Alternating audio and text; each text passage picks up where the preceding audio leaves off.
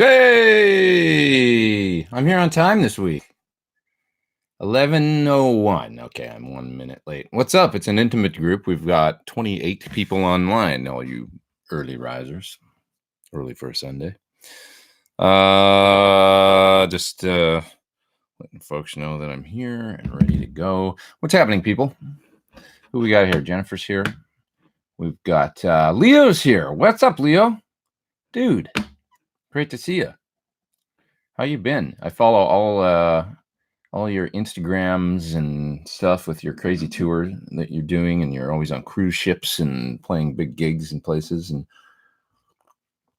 Frog Leap Studios, the Frog Leap Band. I remember Leo hitting me up, telling me he was thinking about doing some touring a couple of years ago, and we were talking about stuff and just bouncing a couple of things around. And I was like, man, you're gonna have a great time. And now I see all these pictures of him out playing these great big gigs and stuff. It's awesome to see that you made that all happen. Anyways, looks like a hell of a lot of fun. I'm sure the show is great. You've got Rabia out there with you and stuff. I know.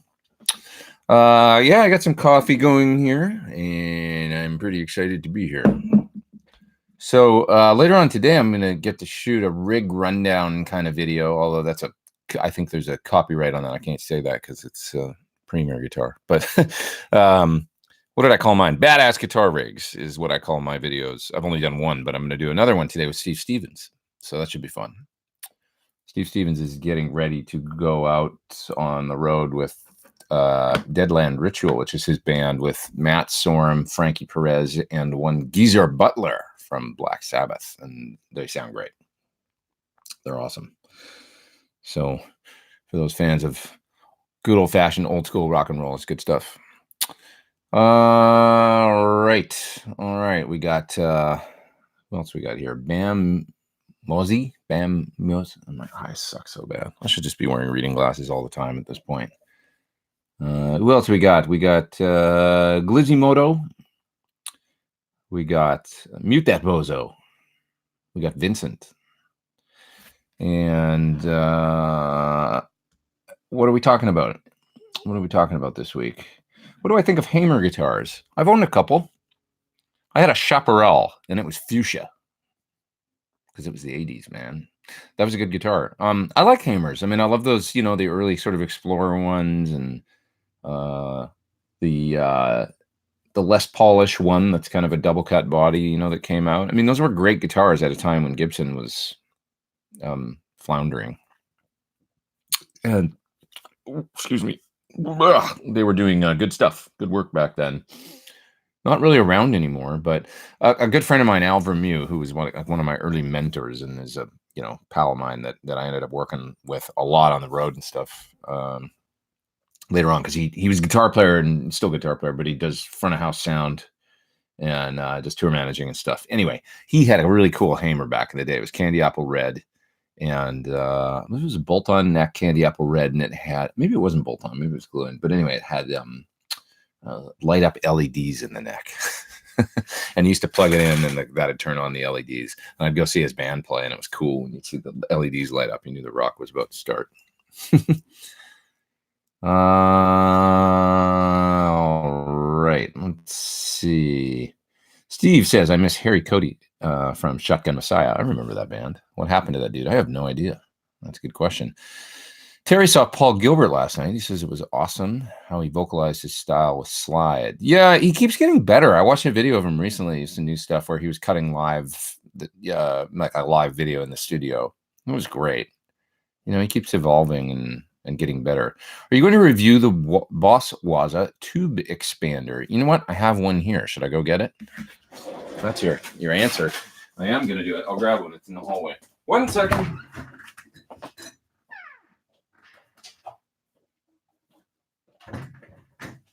Here it is.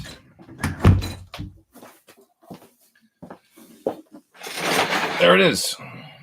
So I haven't even plugged it in yet. I haven't had a chance to yet. It's formidable. There's a lot of ins and outs. It kind of looks like the big granddaddy of these devices, that's for sure. The Big Daddy Poobah speaker out. What do we got here? We got the reactive load. This is for all the matching stuff to supposedly do different load curves. And then this is would be the power amp, the reamp, Waza style amp, reamp situation. We got the effects. We got all the good stuff. I can't wait to try it, actually. Maybe later today. Maybe this evening after I get done. Because right after I'm done with this, I got to go do the thing with Steve. And then maybe I'll come back and do that later. So I'll let you know next week, maybe. Oh, the only thing is next week. I might as well say this right out of the gate. Next week, I'm going to take a little trip to see family. So it's possible that I can do this maybe in my hotel next week. So I'm going to be out of town. So I'm hoping that I can maybe get to a hotel to do it for at least an hour and a half or something like that. So we'll see. You know, I'll find out what's going on, and then I'll post on my Facebook and probably Instagram story and all that stuff, and keep you guys posted. But yeah, so happens there's a little family get together that I didn't want to miss. That's next week, so I'm gonna go. Got to do stuff sometimes for the family, right? I don't do enough because they don't live here. I got to travel. So Rico USA is in the top chat. He says, loved your studio deep dive videos. Thanks, man. Can you explain the difference in how you use the Freedman buffer bay and the RJM Why Not? So yeah, the Freedman buffer bay, I actually don't even have powered right now. It's just being used. I'm looking at it right now, and it's kind of coming off its mount here right now. I'm using it basically to just be a patch box. So some cables are coming from the back of my patch bay and stuff like that, and going into the back of the Freedman buffer bay, and then I'm using it as a patch through. Really, I don't have it powered in here. The Why Not is powered. It's underneath my desk right here, and I plug a guitar cable into it. It's the first thing that the guitar hits. And then the Y splits. One side goes to my modeling stuff, Axe Effects and the Helix on this side of my desk over here. And the other side goes out to the buffer bay, actually. And then just the buffer bay serves as a through, because then I can then patch either to a pedal on my desk here, and then back into the buffer bay and out to my amp switcher over there. Or I can just go directly to the amp switcher over there using the buffer bay. So, but I'm not using the buffer in the buffer bay or anything like that right now. I'm just using it as almost like a patch bay, really, like a 1/4-inch guitar patch bay. Yeah, the Why Not's really helpful because it's got the two outputs on it. One side going to the modelers, the other side going to, amps over there, so that I can easily just switch on one or both or either. And it's got a ground lift for the B output. So if both are hooked up, I simply, put the ISO transformer in, and then I don't have any ground loops or anything like that happening.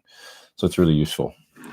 And I used the Why Not for a long time in my guitar rig as the way that I would go between 2 amps or out to my amp and my acoustic line. I could do either, and I've done both live. So it's a useful piece of gear.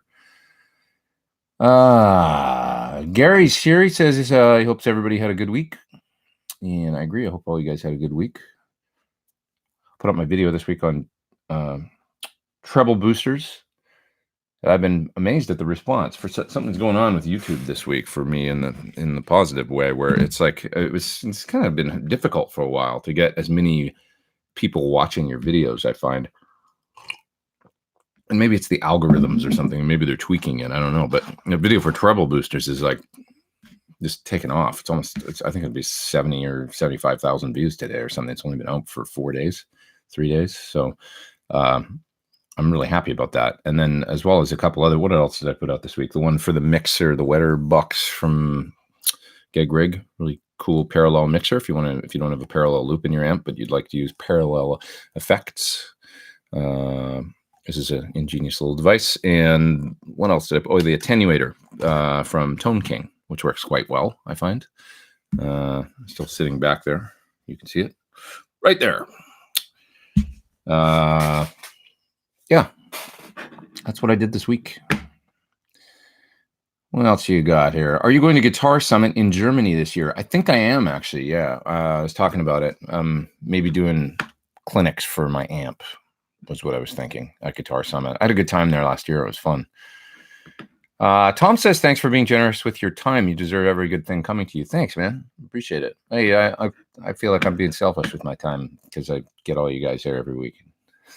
It's like, I enjoy this just as, much as I possibly can. So it's fun for me, but I thank you, man. Thanks for doing the top chat, and I appreciate you being here. I do. When chaining a Fender Twin to a Hotrod Deville, which would you place first? Twin is 100 watts and Deville is 60 watts. What do you mean by chaining? That's from Stretch.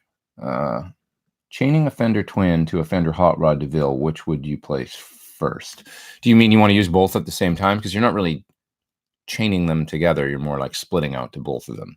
So that's where something like the Why Not comes in, or an AB box such as the Switchbone from Twin City Bones, I think is one from Radial. You need something like that. That's got or the Lechley one that's got a ground lift for the second output, as well as phase switch would be good. So when you're putting 2 amps, it's kind of like a like a buffered Y cable is really what you're doing. Almost fancy way to Y out to 2 amps without losing signal. I think that's what you're talking about. You want to use both of them together, and then maybe have them in stereo. You can also use something like a chorus pedal or something to split to both of them if it's a Boss, because it'll be buffered. But you're going to need a isolation transformer to lift the ground on one another. Otherwise, you're going to get a buzz as soon as you plug into both of them because of 2 connections to ground. You could also just ground lift one of the amps, and that sort of does the same thing, but it's just safer to do it on the audio side using an isolation transformer like the Palmer, or what's the one I always recommend, EBTech hum eliminator. Gary says you loved the video about treble boosters. Thanks. Definitely made me think outside of the norm. It is kind of thinking outside of the norm. I had a lot of interesting comments, a lot of the same comments over and over. Like one of the comments was, couldn't you just do the same thing with an EQ pedal? And the answer is sort of, but not really, because the germanium, as I stated in the video, the germanium components are boosting as well as adding distortion. It's like this, it says germanium transistors. They're this thing that adds their own tone. So it's not really the same sound. And somebody else also said, why not just use the top boost input on a Vox? Well, that's what Vox, they added the top boost because people wanted more treble, but it's not the same sound. Once again, you can't make a top boost Vox. It doesn't sound like Brian May. When you turn it up, it sounds like its own thing. It's not as focused and driven and in the upper mids and stuff. It's chimey and got its own thing going on. It's a different, you'd hear it right away. It's just a different sound. I guess maybe that's another video. The treble channel on a Marshall, the bright channel, doesn't sound like a treble booster plugged into the normal channel, like that Judas Priest sound I was getting in the video. It's a different kind of, it is, somebody said it's almost got a cocked wah kind of thing going on. It does kind of have that. It's got this aggressive upper mid cut, but that's why it just puts the guitar like right in your face in kind of a nasty way. And then when we think about Tony Iommi, he, as I demonstrated it in the Into the Void clip at the end of the treble booster video, his sound had more fat in it. It was almost sounded like there was a fuzz going on, but it wasn't. It was the Rangemaster, but his Rangemaster was modded. So I'm going to hypothesize that his Rangemaster just had more low end going on than like Brian May's or Rory's or the Judas Priest sound. It's just a thicker, it's more like sludge in the sound, in Tony's sound, and it was like a really cool thing. But yeah, you plug in the bright input on a Marshall, it doesn't sound like that. It sounds like Angus Young to a point, and then it sounds like Eddie Van Halen if you turn it up all the way and add some plate reverb and play like him, which almost nobody does. What else do we got here? Greetings from LA. What's my favorite Overdrive, Fuzz, or Distortion pedal? Well, I have a bunch of different favorites. On my own board, I have an Archer from Rocket, which is a Klon style. So I love that for an overdrive. I also have a Jan Ray, which I really like for kind of warmer, ampish, tweedy kind of sounds, where it can sound great even turning it on, rolling your volume down, and then it's basically clean, but it kind of thickens your tone and does this neat fat thing. And then I also like the Boss Hyperfuzz a lot, which I used in the mixer video this week for the Wetter box. And you can hear that, and you can hear why I love it, especially when you do like that big sound with reverb that I did with the black hole. I love that sound. So it's one of my favorites. But that said, I have so many favorites, man. Overdrives and But those are three that are on my board right now: the Hyper Fuzz, the Archer, and the Jan Ray. I can get a lot of mileage out of those. And then I love, my main sort of distorted sounds are really my amp. So the channel 2 on my amp that you hear me use so often, that kind of driven Marshall-y tone is really what I love the most for that's the sound. Like it's essentially trying to do a late 60s, early 70s plexi-ish kind of thing is where my heart and soul lies. Juan is in the top chat. Hi, Juan. He's in Europe somewhere. He says, hi, is there any way to get a room mic effect similar to what the aux does when using IRs and other software? Which IR loader would you recommend? Sure. For instance, UA has some great if you want to like really go all out with it. UA has some great plugins like the Ocean Way Studios, and they also just brought out Capital Chambers, which I really want to try. I haven't tried it yet, but I heard the demo of it. I watched a video demo of it. It sounds awesome. The aux uses that exact same type of algorithm or whatever to do its room sounds.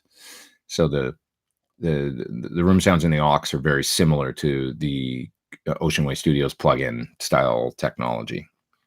So look at both for high-end stuff. Look for Capital Chambers and Ocean Way Studios plugins. They sound fantastic for rooms. And if you do any kind of recording, using them on drums and vocals, and you can use one of the rooms, Ocean Way Studios, and just kind of put a little bit on everything, and it just ties the whole thing together where it sounds like people playing more so in a subtle way in like a room or whatever. So that's great. But if you just have let's say you have Logic, the new Reverb plugin, I can't remember what it's called, but the new one that's got the kind of graphic display that bounces around and stuff. It's cool. I can't remember what it's called, but newest Reverb in Logic. I've found some great sounding rooms in there. So it's totally possible to do with just Reverb plugins and get pretty close. You want to make it kind of, to make it realistic, you want to make it kind of dark and not too long, like stay under 0.7 seconds, like 700 milliseconds, like you can go to 500 half a second or 700 milliseconds. It's just keep it short, like kind of like a small short room. And if it's got a high cut filter, bring that down to like 3K or something, so that it warms it up and makes it kind of sound like a warm, smallish room. And that tends to work pretty good, I find. Yeah. So the Boss 2-back amp expander looks like a useful device, adds effects and an effects loop to amps as well, says Mr. Mozzie, Bam Mozzie. Yeah, it does look super useful. And the fact that it's MIDI and has the effects built in, what more could you want? It seems like he's got everything, right? So I look forward to plugging it in and trying it. I think the interesting thing is there's so many ways to do this stuff now. There's lots of these devices. There's the aux, which I love and I used it all over my last record, as well as the reactive load, which I love and use all the time in here. It's kind of my go-to for it's so easy, the reactive load. The great thing about it is, obviously to design something like the Boss or to design something like the aux, which has extensive software, I guess the Boss does too. It's got an editor and stuff. You need somebody that's in that world too, like in the, it's like you need a design team to do those things. The reactive load, I think the beauty with it is that it's so simple.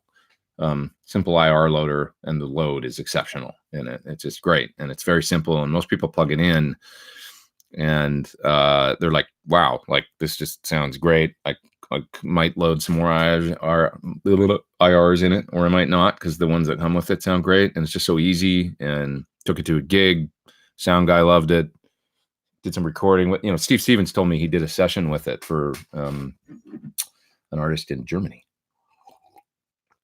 and he said the producer was so stoked with the guitar tones. I just did them on this, and he said, but it took me I just plugged in and it's like, that sounds great. And then he recorded, and then they sent them the tracks, and they were like, these guitar sounds are awesome. And that's the beauty of it. It's just super simple. So there's these devices at every level. If you want to get more tweaky, you can get into the aux and the Boss. If you want to keep it simple, you can, do the reactive load. And then there's, of course, the 2-note stuff, which we haven't even brought up, which is, really great as well, and can be sort of somewhere in the middle, I guess. I don't know. Jennifer is in the top chat. Hi, Jennifer. Thank you. She said, rock and roll broke my heart last week. This week I can't bounce back. I'm uninspired. Creative output equals crap. Well, that happens. Don't even want to listen to the radio. Have you ever been through a rut, and how do you attack it emotionally? Do other things. Don't overthink it. Go to the movies. Go to the beach. Go for a long walk. Honestly, that's what I would do. Oh, it's kind of a rainy day today, isn't it? But yeah, that's the best way to do it. Is just go, you know what? I don't feel like doing this right now. You don't have to, unless you got a work deadline. Just blow it off for a day or two. And it's amazing how good sleep and maybe going to the movies or something, will tend to give you a little reset. But that would be my advice to you. Don't be good to yourself. You got to be good to yourself. What's next here? You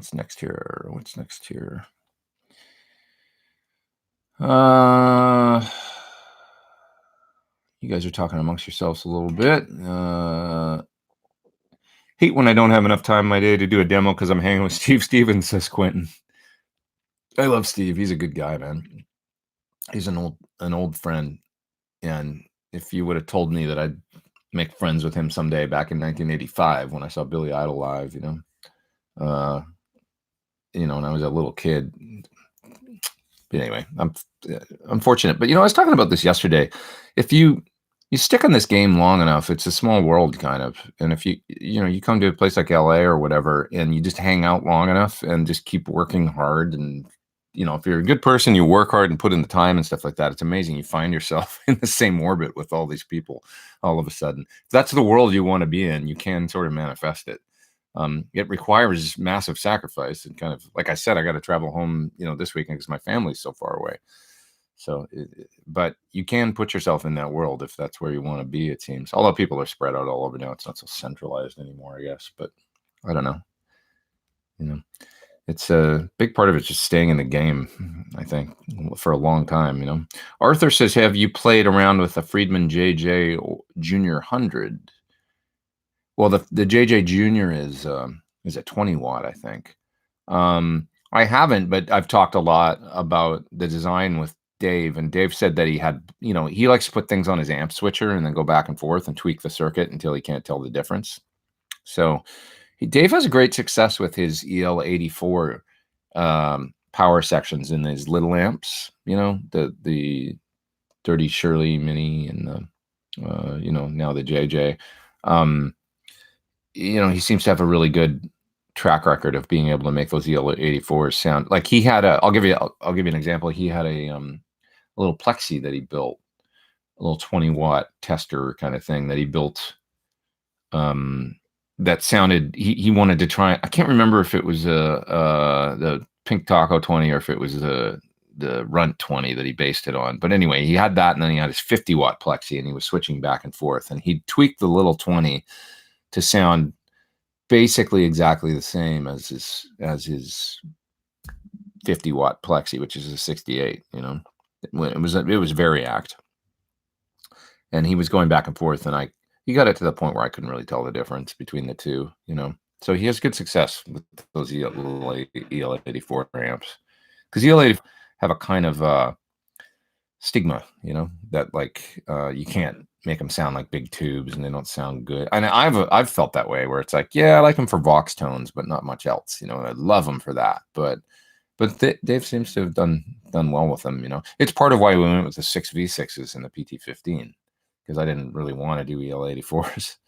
I wanted that. I sort of like 6V6s as an across the board tube. I love, the Fendery cleans, and then driven, they have this great brawny kind of drive. So that's why we went with those. And similarly, I mean, John just did a PT Channel 2 in the prototype amp that he made 6 years ago. He made this prototype of the PT Channel 2. That was it, just the one drive channel and a dual 6V6 power section. And it sounded amazing. It was like, we got to make an amp like this.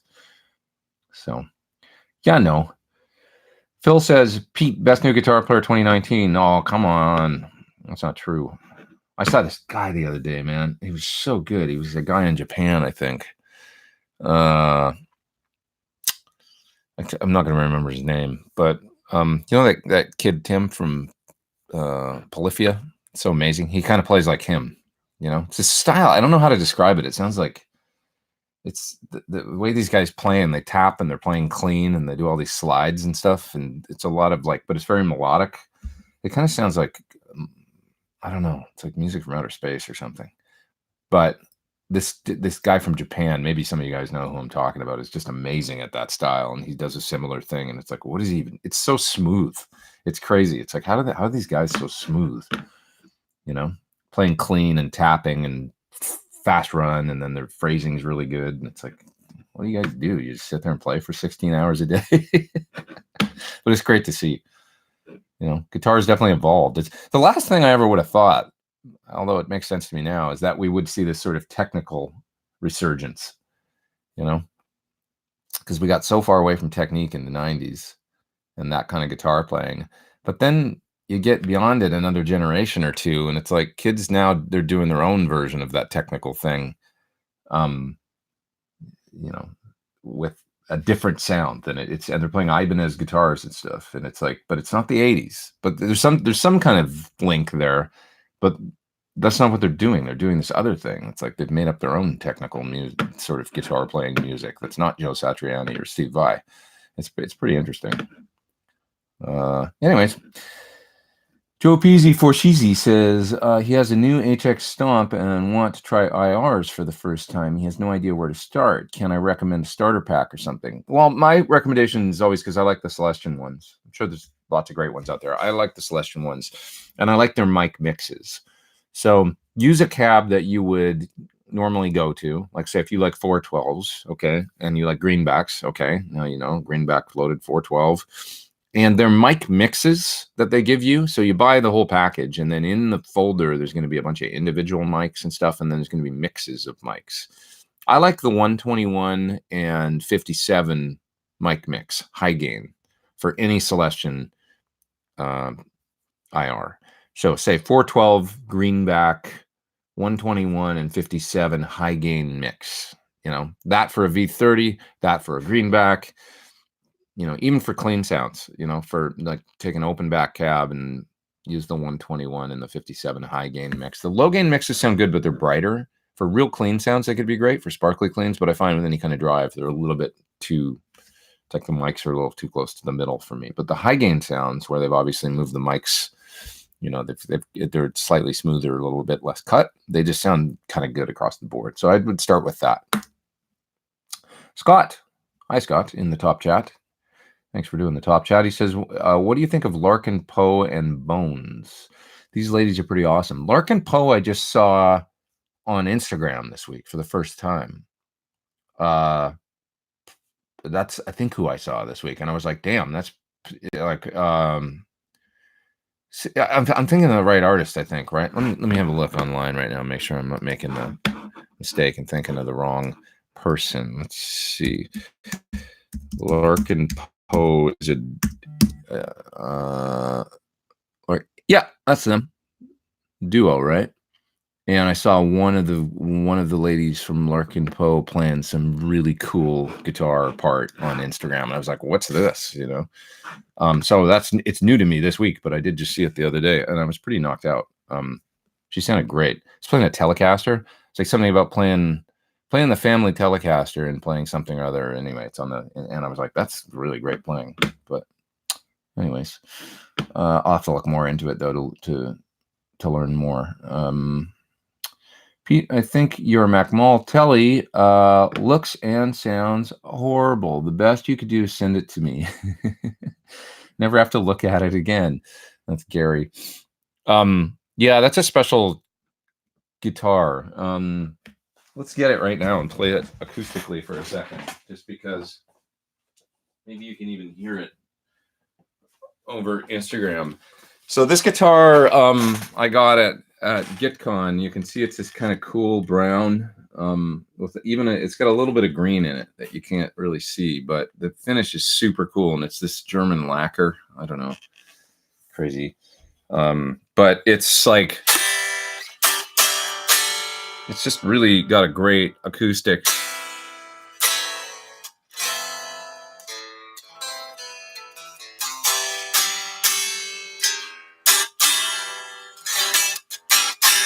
It's really resonant and supposedly made out of super old wood.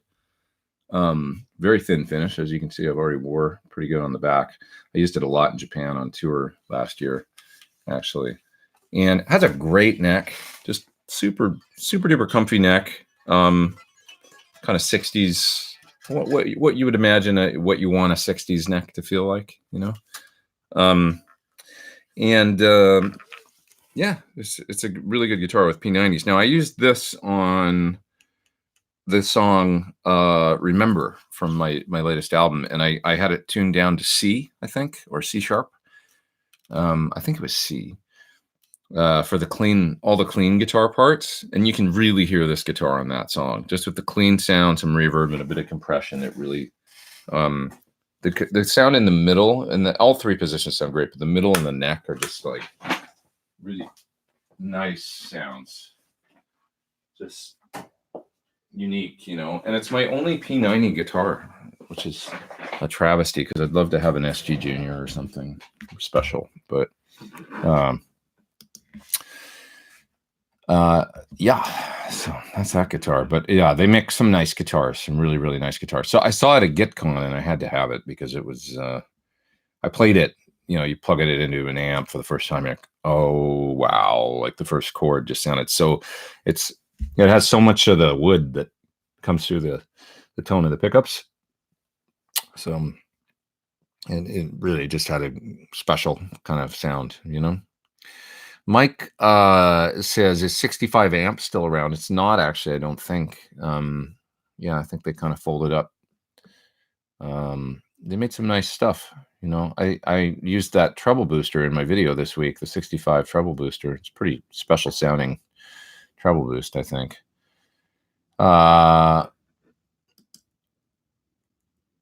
So let's see here. What else we got here? Just paging down. I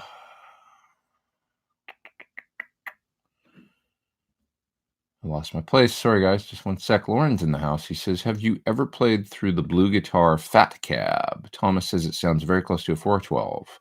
I don't know about that. I haven't. But Thomas is kind of a genius. If you guys don't know, he makes the... let me show you this thing in case you guys haven't seen it. I've probably talked about it before on here, but I just don't remember. So I'll just show you the blue box. We've talked about this before, right? If you guys haven't seen this thing, this is Thomas from Blue Guitar. He makes a pedal board amp as well. It's like a 4-channel amp in a pedal. This is his like kind of IR box cab sim. So that it's actually IRs, but you just can select them on you can't load it with IRs. It's his personal IRs that he's made or whatever. And then it's rotary selector. And then you can kind of tune the top end of the IRs with this. It's a great way to get into cabinet modeling with a lot of options and stuff, but very simple to use. So it sounds really good to me. It's a nice device. But no, I haven't tried his Fat Cab. I haven't. He's a cool guy because he's a little like me, I guess. I mean, he like does like kind of like sideman stuff and session stuff, and then like he probably comes up with ideas for products based on his experiences, like things he needs to make his job easier, you know. And then kind of figures why not pass that on, and you know, maybe somebody else will get something out of this thing too. So I think that's cool. String Theory says, saw your video about the Iron Man 2. Could you compare it to the aux? You know, I've used the attenuator in the aux very little. When I used it, I found it had some of the same qualities I was used to with a lot of attenuators, which is to say, because I did try it, it seemed to, you know, there was that little bit of mid bump going on when used as an attenuator, where it sounded like it was, you know, not exactly the you know, reactive thing that you might, you know, like I would say the Iron Man has more overall of that, you know, it's that in the impedance curve, it's the bump on the high rise and the low boot. What the hell do you call it? The resonant peak. That's what I was looking for. The resonant peak is the low kind of bump in the impedance, and then the high rise, right? and that tends to, it's not frequency, it's impedance, but it tends to relate to frequency in the same way that you would hear that, like where it's like, you know, the mids seem a little bit more scooped on a true reactive load or true reactive attenuator. So I was hearing more of the kind of the MIDI thing as I brought down the aux coming through a cab. Okay, so that said, if you're using an aux, you're probably not going to mic your cab. You're probably going to go out to the front of house or whatever. Like if you're using it live as an attenuator, right? Probably going to go to the front of house, you know, in the monitors and whatever with the aux outputs and use a cab. And that's the load in the thing is it's going to sound like what you're used to hearing from the aux if you've used it as a load for recording. So when I think about it that way, it doesn't matter as much, because even if the sound coming out of the cab gets changed a little bit, you're just using it as an onstage monitor anyway, and then you're taking the line out to the front of house. So, but anyway, I think my favorite device for attenuation, the Iron Man's really good. I think it sounds great. You know, it's a great option. I've got a power station, and that for me is probably my personal favorite from Frayet. Seems to work really well. There's enough controls on there to kind of, between the depth and the presence, and then the voicing switches for the load, you can kind of dial it into, you know, the 50-watt tube amp and stuff, and the effects loop has some nice options in there. Effects loop is a great thing that will allow you to patch in some post effects on something like a Plexi, you know. So there's a lot of features there that just work well for me, for my personal, you know, uses when it comes to a device like that. I was thinking the other day, like the last time I went and played with my cover band, I went and played and took my 50-watt Marshall, and it was too loud, and, you know, I think the keyboard player was bummed out with me. But I should have taken my power station, you know, would have been all problems solved. I just didn't think of that, you know. It's like I didn't take it that night. I probably should have.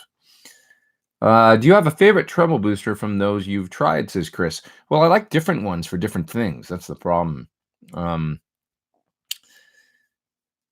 I sort of would say the Dynaranger is probably my favorite. If I had to pick only one, it's kind of the gnarliest in a way, and it's got a little more gain than the others, if you noticed in the video that I made of them.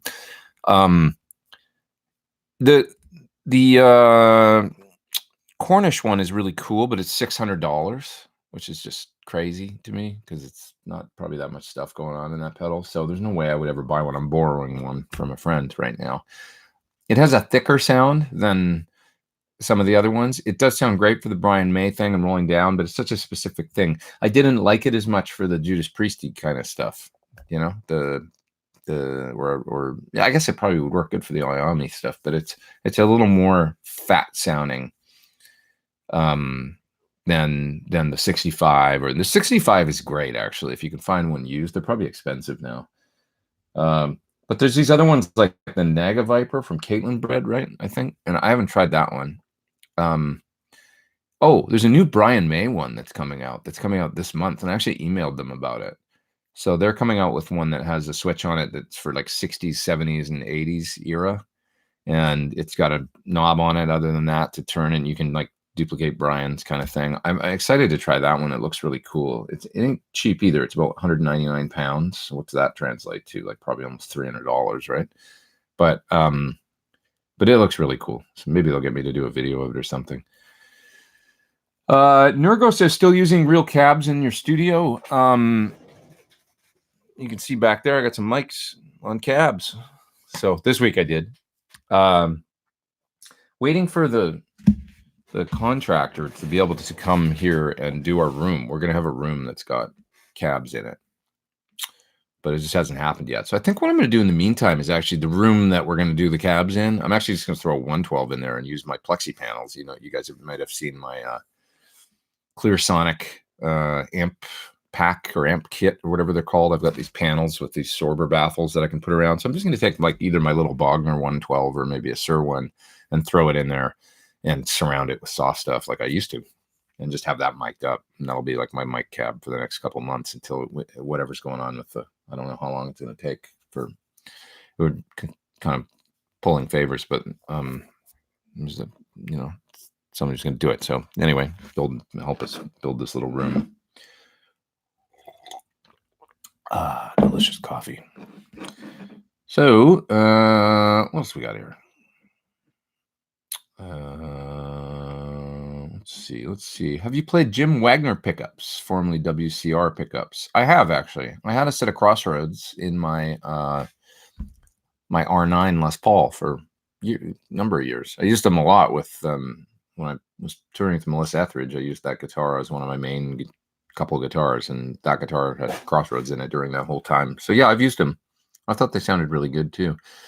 I'll tell you, Jim Seaval's from Scumbag Speakers, he's got an SG Special that is awesome. Such a good guitar, and it's got Wagner. It's got his pickups in it. I love that guitar, and I didn't want to give it back. It sounded so good.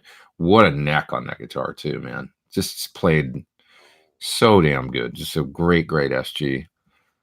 But it sounded really good. It's actually in my SL68 video, the one I did where I play a bit of Eruption at the end and stuff. And but yeah, I'm using that guitar. I think I played like some Cult riffs on it or something, that SG, so you can hear it there. Yeah. Steve is such an inventive player, also a virtuoso, great rhythm player. That's David Smith. Yeah, speaking about Steve Stevens, he really is. He's got a unique style, and it's based on his Ben Coombs says he has family in Edmonton too. That's cool. Hi, Ben. That's my hometown. Anyway, Steve, yeah, he's got his style really based, heavily influenced by a lot of different really interesting, cool guitar players, from Jimmy Page to Steve Howe. Like, he's got a real hardcore Yes influence. I think Yes and Genesis and like Steve Hackett, and he really loves that kind of, Robert Fripp. He's got a lot of appreciation for those guitar players. So you can see that then that he's kind of taken that and sort of supercharged it in his own sort of hard rock way. And if it was just Jimmy Page, he would sound different. But because he's got these prog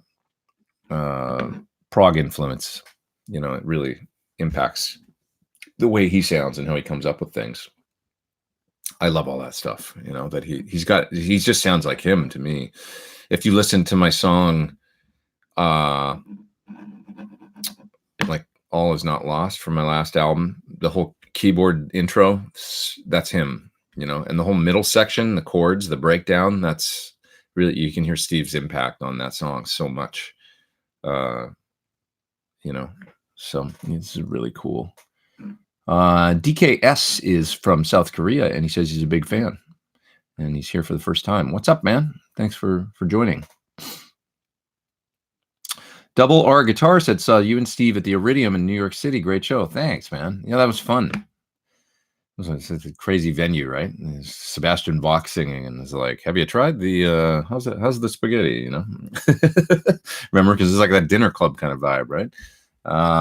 Supper club sort of vibe, I should say. Have I ever played with Guthrie? That's spoiler, man. Only like, no, not really. I've never played with him, but I've hung out with him a few times. I love that guy. He's a great guy. He's the nicest guy. Sitting and playing with him, I mean, he's just on another level than just about every other guitar player in the world, isn't he? I remember being at SUR with him one day and watching him play unamplified, and it was really telling. It's always interesting to hear a guitar player like that plays primarily electric guitar play with no amp. His hand on the neck was just so fluid and strong, his left hand, and I was hearing him do things, with no amp, and I was just like, God, man, he's just so next level. He's a really, and he's such a nice guy. He's just he's got a great demeanor in his soul, and I like him a lot. Steven says he likes mini amps. Marshall Jubilee Origin 20, PV Classic 20. The PV Classic 20 was a great little amp. Like, that came out in the 90s. I got a Classic 30 after that, just never sounded as good. It didn't sound the same. The Classic 20 was this little fire breather that just had a great sound and feel. I don't know if it's maybe they make one now. I don't know if it's the same. The one that came out in the 90s, though, was killing. It was really cool sounding. Are you Adam Ant? No, I'm not. Don't drink, don't smoke. What do you do? Dances reluctantly is in the top chat. He says, "What's up, Pete? Thanks for doing these Sunday sessions." Absolutely. Thank you for being here. Thanks for doing the top chat. I do appreciate it. That's like me. I'm a reluctant dancer too. I think I've said that before. I'm having a deja vu. Reluctant dancer till you get enough tequila in me. Then look out. Okay. What else we got here?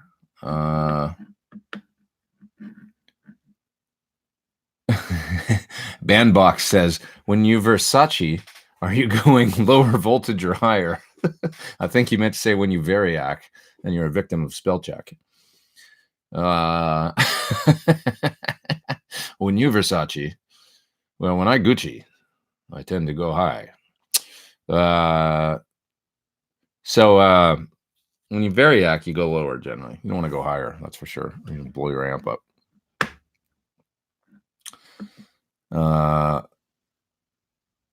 Yeah, generally you want to don't ever go higher than your amp's recommended voltage. That would be bad. Do you think you will be using the wetter box in your rig? Says Robbie Rose. You know, it does sound great in the loop. I would consider here's the thing with parallel effects. There's certain things that I like to run in the loop that I want 100% of my sound going through. That's the only thing. And if you use something like the wetter box, I don't know if I could do that. You know, there's ways that you can do this per patch too. And I might need some solution like that. But there's times like where I use pitch shifter in the loop. Like on Eventide. And if I want to do pitch shifting, sometimes you need, I guess you can mix it 100% wet and then just hope that you can get enough of the mix of the thing blended in just right. But there's certain sounds at certain times that I wanted 100%, you know, or like, you know, tremolos is another one. If you do those, although I could run it in front, so I could probably get around it. It does sound really good running the effects in parallel. So yeah, maybe down the road, I would consider, you know, running in parallel. I don't know.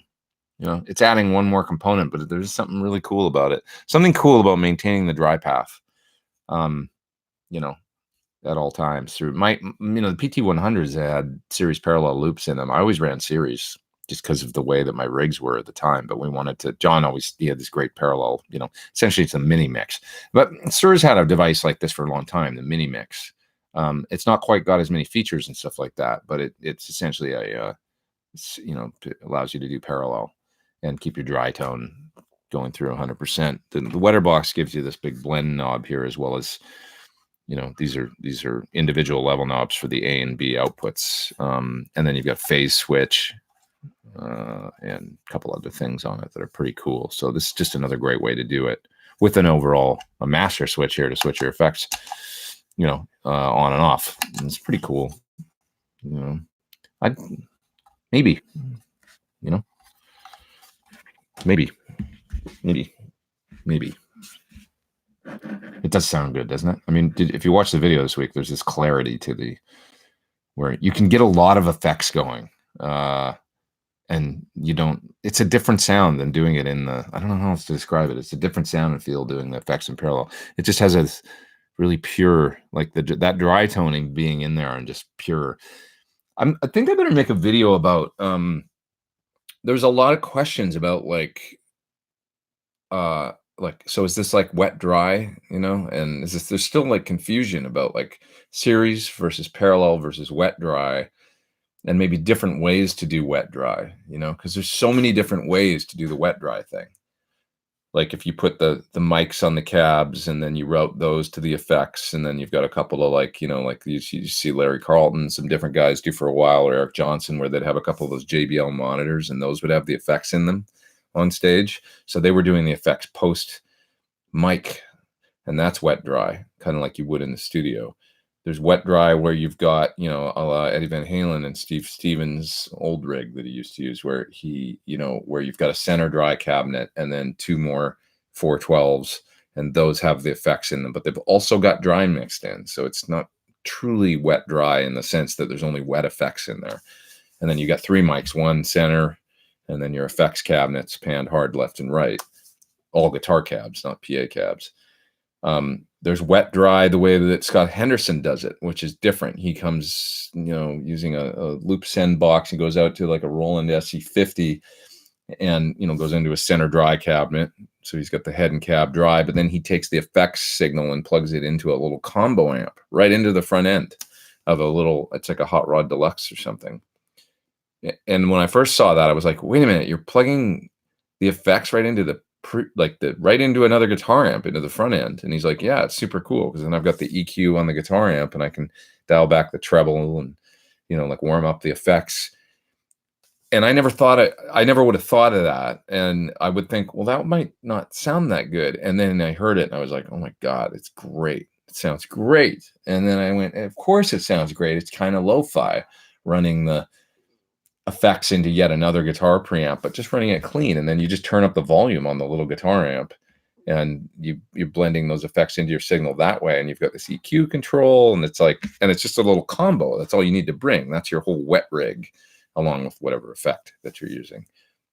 Kind of maybe, I don't want to say my favorite way that I've heard it, but man, it sure works for him. Now, with that thinking, Scott is a big sort of proponent of, he doesn't want effects in his dry cabinet. He wants the guitar pickups and the dry 412 to be completely unadulterated by any kind of delay or reverb, because he thinks it affects the way that dry signal interacts with the feedback loop and stuff like that with the guitar. Totally makes sense. I mean, when you start blending in a bunch of other stuff and maybe adding any kind of latency from series effects into your dry cabinet, probably gonna, now I think Landau might do a similar thing, but I don't know. I think that he might have that's maybe when you see him live and he's got the little Fender amp or the super reverb, maybe he's using that just for his effects, kind of in a similar way that Scott is. I'm not 100% sure about that one, but I know that Scott does it. Scott details it in the video that we did for the Tim and Pete, Tim Pete's guitar show video featuring him. He shows the whole rig and how if you guys want to check it out, but it's pretty interesting, using a little combo amp. So, and it's not stereo. It's, it ends up being just a mono, but it's got the spaciousness to it and a great sound nonetheless. You could do it stereo with two combos. No reason why not. Find it pretty interesting, but, anyways, I thought maybe I should do it's going to make a great video, I would think. Effects routing, all the different ways you can do it, where I kind of just did exactly what I just laid down for you guys. And I thought I might do it just live, like I just did, because it'd be easier, it'd be faster and stuff. Be like, here's all the different ways you can route effects, and here's some different guitar players that do it each way, Yeah. Then there's, of course, just running your effects in front, like the Edge. So many different ways to do it. What are you guys talking about amongst yourselves? You're talking about all kinds of guitar players here. Brett Garsed, he's awesome. That was from David Smith. Who else? Oh, and somebody's asking about that La Bocca amp I've got back there. So this is these nice people I met in right there. There's a little 50 watt. Nice people I met at the Guitar Summit last year. And the fellow really wanted to send me an amp to try. And I said, I've got my own signature amp and that's my thing. And so I don't really do other amps really that much. And he was just really I don't know, charming about it. And I said, okay, I'll try one. And it does sound great. I've got it here and I probably will use it on some things. I can't, as I say, I've got my Sir signature amp, but he wanted me to check out his amp, and it's very nice of him. And so I'm checking it out. That's it. It's kind of a sort of almost like a Freedman small box kind of affair with a clean channel and then a distortion channel, 50 watt EL34, very Marshall based. And it does sound really good. I haven't had much time to play with it. But it's good sounding amp in that vein, I would say. What do I think is the best Lunchbox low watt tube amp? Well, I'd say the PT15, even though it's not a Lunchbox, but that's the one that, it's a 15 watt. Couldn't do it in a Lunchbox, the size, but it ain't much bigger than one of those Lunchboxes. Like if you can carry a Lunchbox amp, you can carry the 15, but I think head and shoulders, it's, we got something special above most others, at least. I'm not saying it sounds better than every amp out there or anything like that. There's a lot of great sounding ones out there. I'm just saying features combined with the tones and stuff, and it does sound killer. You know, plus it's 3 channels with full controls. You get full EQ on both sides. You know, there ain't a lot of compromises going on there. You basically got all the functionality, if not in some ways a little more than a PT100, because you got bright switches on every channel. So you can really dial it in. PT15, I say. I'm pretty far back in the comments here. I should maybe move down.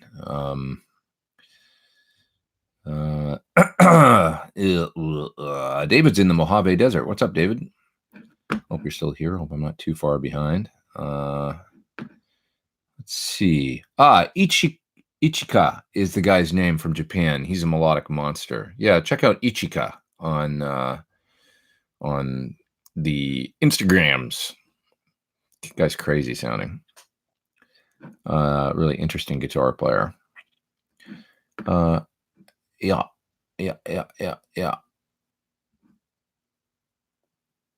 Okay. Moving down.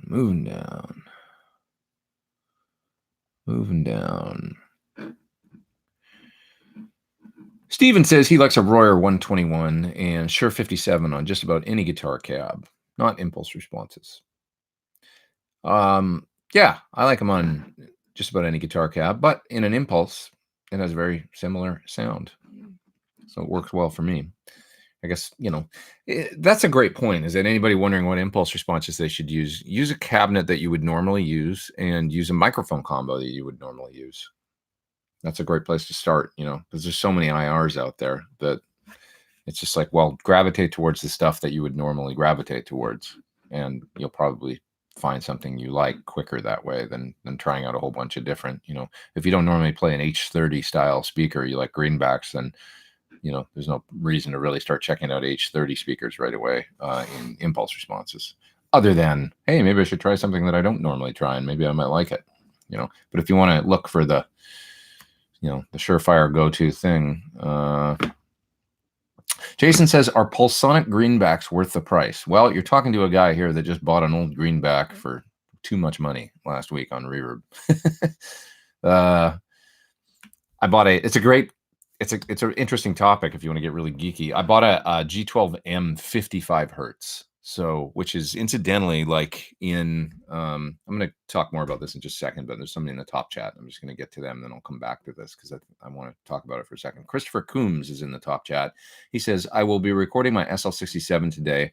I will be using a Stager SR3 ribbon mic and a 57. Have you heard of, is it Stager or Stager? Stager, I would assume, right? Boutique ribbon mics made in Nashville, Tennessee. I haven't tried one. Probably sound great, though. You can put it anywhere from right dead center probably to a little bit out to the side and get a cool sound. I'd like to try one. You can try my trick if you want that we talk about in the Scott Henderson video as well for miking and getting the mics in phase, which I learned from Steve Stevens. But, you know, you put the, I can't detail the whole thing right now, but it's basically you line up the 2 mics, knock one out of phase, turn up the amp a lot, listen in the headphones, move the mics back and forth, listen for when the hiss disappears in the headphones. If you want to know, it's in that video. But it's important, I think, to try and get the 57 and the other mic really in phase. And it can be difficult to figure out because ribbon mics, many times they got kind of a, it's like, where is the diaphragm in there, you know, how deep inside that, because many of them have a big, you know, capsule or coat, whatever around the outside, you know, pop filter. Okay, so I was talking about speakers for a second. So G12M 55 hertz greenback, which is rare. They're the bass cone heavy, the bass cone style, not heavy magnet. I was going to say it's the light magnet, but bass cone. 55 hertz cone instead of 75 hertz cone. Every time I've ever tried one in a modeled, like an IR, for example, Ownhammer has one, and he owns one of those speakers, and he makes a lot of IRs with it. They always sound the best. That's like my favorite greenback sounds, are these IRs with the 55 hertz greenback. I like 75 hertz too, And that's all Celestion's got. So I use those because I mainly use the Celestion ones now. But something special about these 55 hertz ones. So anyway, also in the blue box, there's a cab selection on here. It says Stack 1970. That is one of Thomas's old 412s that's got G12M 55 hertz speakers. And it's my favorite sounding selection in this box. Different sound. It just kind of this full deep, it drops the bass a little bit and it just sounds, it's just cool. Just big, fat, cool, you know, greenback, but like with a little less, it's just a little bigger sounding. So anyway, I saw one on Reverb this week and I bought it because I was like, okay, I got to know what this speaker sounds like in person. You just don't see them that much, the bass cone G12Ms. So anyway, are they worth it? I don't know. I'll let you know. I bought a set of 1978 G12M blackbacks and put them in my main 412 for recording. So I've spent some money on some vintage speakers. A lot of people say the paper's different now. You know, that you can't get the paper that they used on the speakers back in the 60s and the 70s. You know, it's just the paper's changed. And so there's a different thing going on. I don't know. I find that pretty interesting because we do so much obsession over tubes and, you know, new old stock transistors. And what about new old stock paper for speakers? You know, Landau makes this case that everybody puts so much thought into the amp and everything, but the speakers in the cabinet make such a big difference. And I think there's a lot to be said for that. When you hear an old cabinet, you know, Line 6 has an old cabinet with pulsonic greenbacks in it. An old 412 from like 1966 or something. They're 20-watt greenbacks. The really old ones. The cabinet sounds so good. I mean, it's like, and they're always like, I've had my PT100 out there and plugged into it, and they're always like, please don't play it too loud. Because, you know, it's an 80-watt cab, basically, with vintage speakers. I'm like, don't worry. And it just at a nice volume, but not too loud, not pushing it too hard. Oh, my God, it's a good sounding cabinet. It's a really good sounding cabinet. So I would love to, I mean, believe me, if I wanted to get super geeky, it'd be like, can we make a speaker that, you know, where we try and get the same paper as they had back then? I don't know. You know, somebody like Jim Seville could probably talk at length about this and how much truth there is to that. But I've just heard that the paper's different now, and they, you know, due to like probably environmental regulations and other things, you can't get the same kind of paper anymore. All right. Mudweiser says, back in Edmonton next weekend, Pete, you're going to miss Cher by a few days. You know, I know Cher is there because Joel Hoekstra and my friend Jason Sutter, who was the drummer all the years I played with Chris Cornell and the band, he plays with Cher now. So he's been sending me, I've been recommending places for him to go while he's been in town. So yeah, I knew that was happening. Too bad I missed it by a week. I could have gone and hung with him. Old buddy.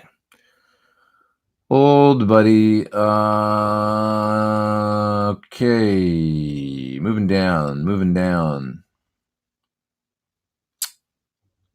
Wow, I am far back in the chat. Am I not? Okay, I'm going to move down to the bottom in just a second here. The Shape says, have you ever checked out Rick Johnson or Ola Englund?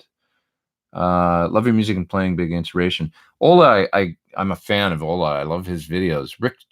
Nick Johnson. Sorry, Nick Johnson. I met Nick, yeah. So I did meet him, and he's a cool guy. Ola I met as well at last NAMM show. We ran into each other in the hallway, and I was just fanboying out. I was like, oh my God, you're the best. You make great videos. And he's so cool, man. He's a great guy. He's like 6'4", and he's a Viking, and he's super cool. But he makes killer videos. Ola, testing shit. Today's shit is... I'm a big fan.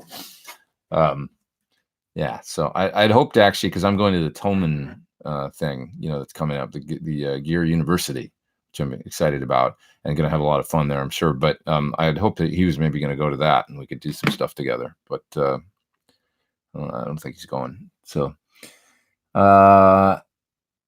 okay, yeah, the chat jumped to the end anyway. So, oh, there's a match quad of 1973 55 hertz cone selections on Reverb now, says Tom. Should we go look and see how much they are? Let's see. Reverb.com.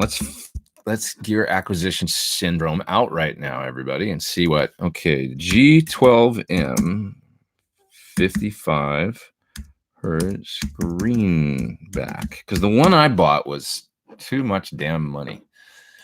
I'll tell you that. But it says, sorry, there's nothing here at the moment. Maybe can you send me the link? Can we all go find the link and see? Not seeing anything. G12M55. I'll put 55 hertz. G12M55. Nothing's coming up. If you can find something, send it to me.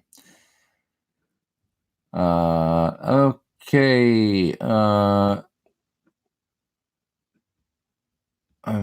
Do I think there would be any? I'm towards the end of the chat now, guys. I went all the way to the end, so please ask a question again if I haven't gotten to you in the last 10 minutes or so. Do I think there would be any benefit to making cab IRs from cabinets with mixed speakers, like PV Invective V30s mixed with creambacks? Would it just end up sounding like the mic'd speaker? Well, they're like Ownhammer does that, where they do blends of in the same cabinet V30s and greenbacks. And you can get the blend. I mean, he does so many IRs, which some might view as a problem, and others might, like when you buy an Ownhammer IR package, if you guys have ever done it, there's so many in there. There's so many captures that it's like, oh my God, it's a lot. But that could be a great thing if you're, if you really want to get into tweaking. He does a lot of work, that's for sure. Anyways, on his cabinets, like some of the Freedman cabs, for example, which is one of his best 412 collections for sure. He blends greenbacks and V30s into the same IRs, and he'll go as far as to, have many different versions of those blends where some favor the V30 and other ones favor the greenback, and other ones are like, about where they're about equal, I think. So it's a popular thing to do. I think it's a cool sound to blend, it's a neat sound that you can't get maybe any other way, blended a greenback and a V30. I mean, that's what I'm doing in my cabinet, by the way. In the little 212 for the, you can see my crappy tape marks on the front there for mics. That's a greenback in the top there and a V30 in the bottom. And after trying a whole bunch of different combinations, that's just what we settled on, and we just decided it sounded the best. Okay, I'm looking around here, and I was listening to Kiss Destroyer Resurrected, and the mix on it is amazing. You can seriously hear the sound of the cones in the cab. Do you think the impulse responses will get to that point? My experience is that IRs, when I've made them myself, is that it's pretty damn close. I mean, like, that's the true test is if you can ever make one on your own using something like a Two Notes product, because they've got an IR maker, in their stuff, or the Axe Effects was the first time I ever did it, because it's got an IR maker kind of thing in it. I was blown away with how close it sounds, honestly.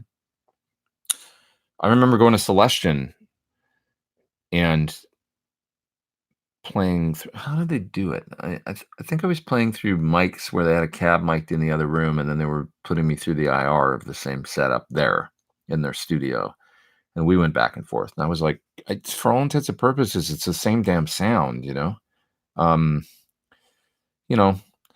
I know what you mean, but like you're wondering, is it all there? Well, there's certain things you just can't capture in an IR, like distortion and stuff. So speakers, cones distorting, but it's so damn close, man. To be honest, it's like I love miking still in here. I like putting up mics, and it's fun and stuff like that. And there is something special about it. But to get work done, and once you blend in, some delay and reverb and or whatever, it's blended in a mix, with other instruments, Anyways, Jennifer is in the top chat again, and she says it's the 1-year anniversary of Pete Thorn too, so buy it. Thanks. Yeah, we brought it out at the end of May. That's right, a year ago. Is it really time for another record already? Oh my God, I better get to work. Thanks, Jennifer, for doing the top chat. Appreciate it. Andrew GB says, have you met many of your musical heroes? Yeah, a lot of them actually now. I have many. I've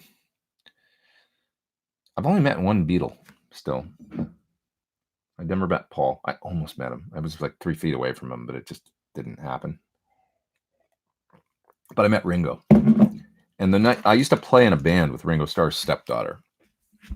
This is in the 90s. And so Ringo came to a gig one night. I'll tell you my Ringo story. So he came to the old Opium Den in LA, if anybody remembers that place. Oh, it was a great club. I miss that place. I miss those days. We had a lot of fun. But anyway, I was playing with Francesca Gregorini, his stepdaughter. You know, Ringo was married before Barbara Bach. Ringo was married. Barbara Bach was married to an Italian rocket scientist of some sort, and they had a daughter, and that's Francesca. And then they got a divorce, and she met Ringo on the set of Caveman. Who's seen Caveman out there? Anybody seen Caveman? It's a good watch. You should watch it. There's no talking in it. Lana Ul.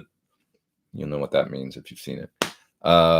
Anyways, so Francesca all of a sudden is, you know, the stepdaughter of at a young age, the stepdaughter of a Beatle, and she grew up in John Lennon sold his house that's in the movie Imagine to Ringo, I think, or maybe gave it to him or something.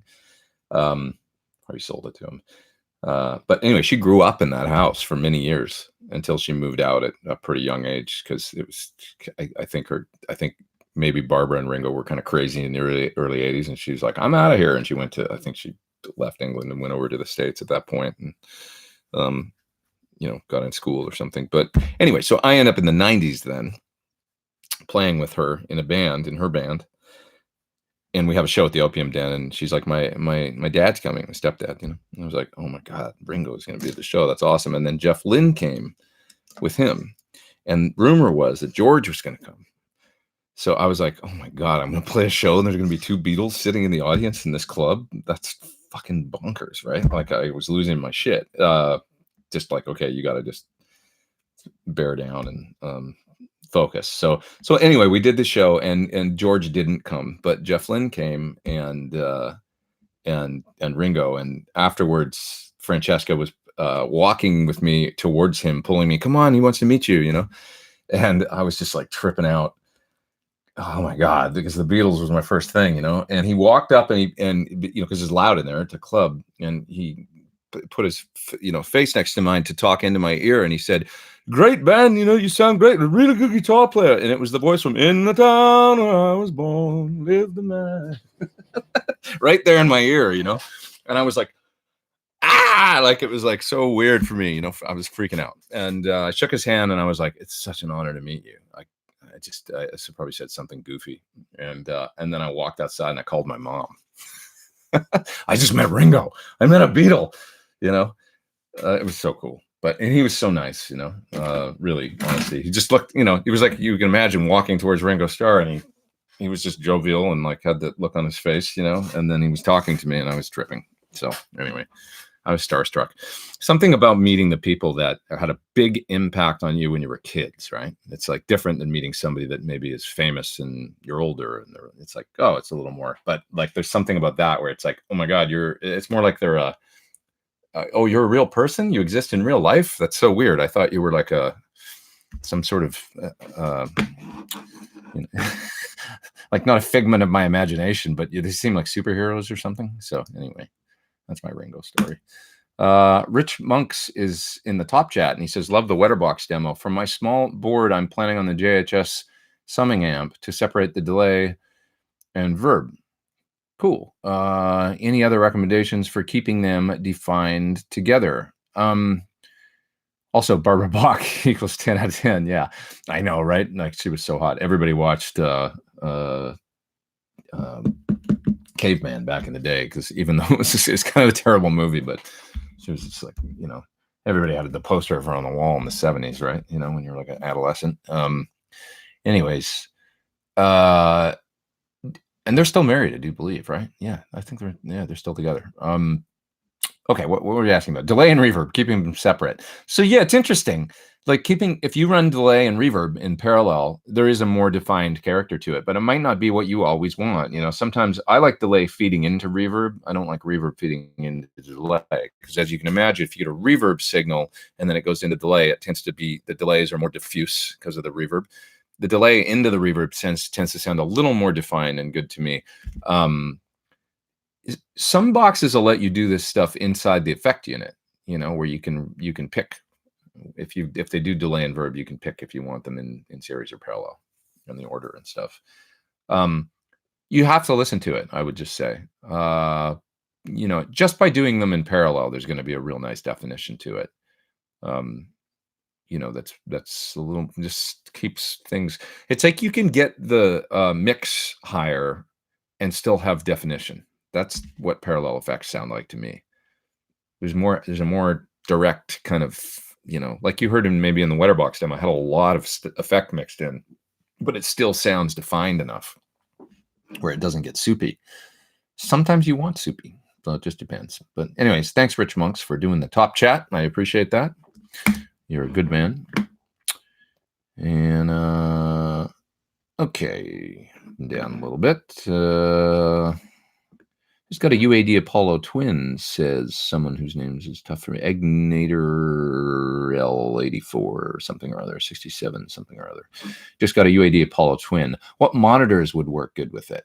I'm a fan for the lower priced monitors of the Atom stuff. You know, I've got A7s in here. They're not super cheap. They're like $750 a pair, but they came out with a lower price line. So I think you can get Atom monitors for, you know, $199 or $299 a pair or something now. I like their monitors. I'm familiar with them. I've used them since 2006, I think, at this point. So it's a familiar thing for me. Different people might recommend different things. You know, monitors are such a personal thing, but I like them. Dynaudios are pretty cool too. There's a whole bunch of other stuff out there now that you know, people recommend, and the best thing is just go listen if you can. I like to go to one of the shops, like, you know, even guitar centers and stuff have this, where they've got a lot of monitors set up in the room, and then you can plug in your phone or whatever, you know, and listen to a whole bunch of different speakers. And that's the best thing to do, and listen to something objectively, like, okay, this is a recording I know really well. Listen to it if it sounds familiar and like you would imagine it. Imagine yourself mixing it. You know, does this sound like really like this? Whoa, this guitar sound weird on here, and I know this song really well, and it sounds like, you know what I mean. You don't want to ever like the problem with headphones and with monitors is it's like when you feel like you're lost. Like, I don't like, okay, the sound is, I know I'm using my, you know, whatever rig. Or, you know, if you use a modeler, I know I'm using my Helix or my Axe-Fx, and I know what this sounds like usually to me, and now it sounds weird on these new monitors I bought, and I want to tweak it and change it. It's like, then it gets kind of, you know, you want it to be like, you want them to be true and as flat as possible and all that, but you also want it to be like a familiar sound, if that makes sense, and not be something like, whoa, there's a lot more bass than I'm used to, or there's a lot more, you know, and then you got to get used to a completely new thing. So a lot of speakers, I just put them up and they're just comfortable. It's like, oh, that sounds familiar to me. I can hear, I know what I'm listening to. Does that make sense? I hope so. Anyways, moving down. Do I think there would be any benefit to making cab IRs from cab? Oh, I already answered that. Right. Sorry. Moving down. Odenstan making jokes. Pete falling behind in the chat. He's never done that before. I know it's true. Thoughts on removing the bright cap from a Marshall Mark II 1987X to make it more manageable? You know, if you use single coils primarily, just take it out. If you use humbuckers, you can experiment with different values. I have one now in my 50 watt there. I don't know what the value is. I'd have to ask Freedman because he put it in, and it sounds really good to me now. I have none in my SL68. So I've got, you know, I've got a one that has a bit of an effect in the 50 watt, and one that and no cap at all in the SL68. Some would argue that the bright cap is part of the sound, that it's like in an old Marshall, it becomes something different. If you don't have it in there, it's like, yes, it's very friendly, and, you know, but that aggressive thing that the bright cap adds a little bit is kind of, that's part of that sound that most people had them. They weren't removing them in the 70s. So when those recorded sounds, that's part of the sound. And if you take that out, well, it just doesn't sound quite the same anymore, even though it can sound nice and like good and friendly or across the whole range of the pot. So you have to balance that. My recommendation would be to find a good tech. And it's an easy thing to just kind of test on the fly while it's on the bench. If they've got a cab in there, you can play through it and try some different ones pretty quickly. You know, because it's just the, you know, it's a cap that goes between two legs on the pot, and a good tech can pull a couple in and out and show you what they sound like. It's not a hard thing to listen to. So that would be my recommendation. Robert says, thanks for spending family time with us on Sundays. Hope you have a great Memorial Day weekend with your family. Have a safe trip. Cheers. I hope you have a great weekend with your family. I hope you're with your family. Thanks, Robert. And all you folks, hope you're having a great time out there this weekend. And I'll see some fam next weekend. For sure. Yeah.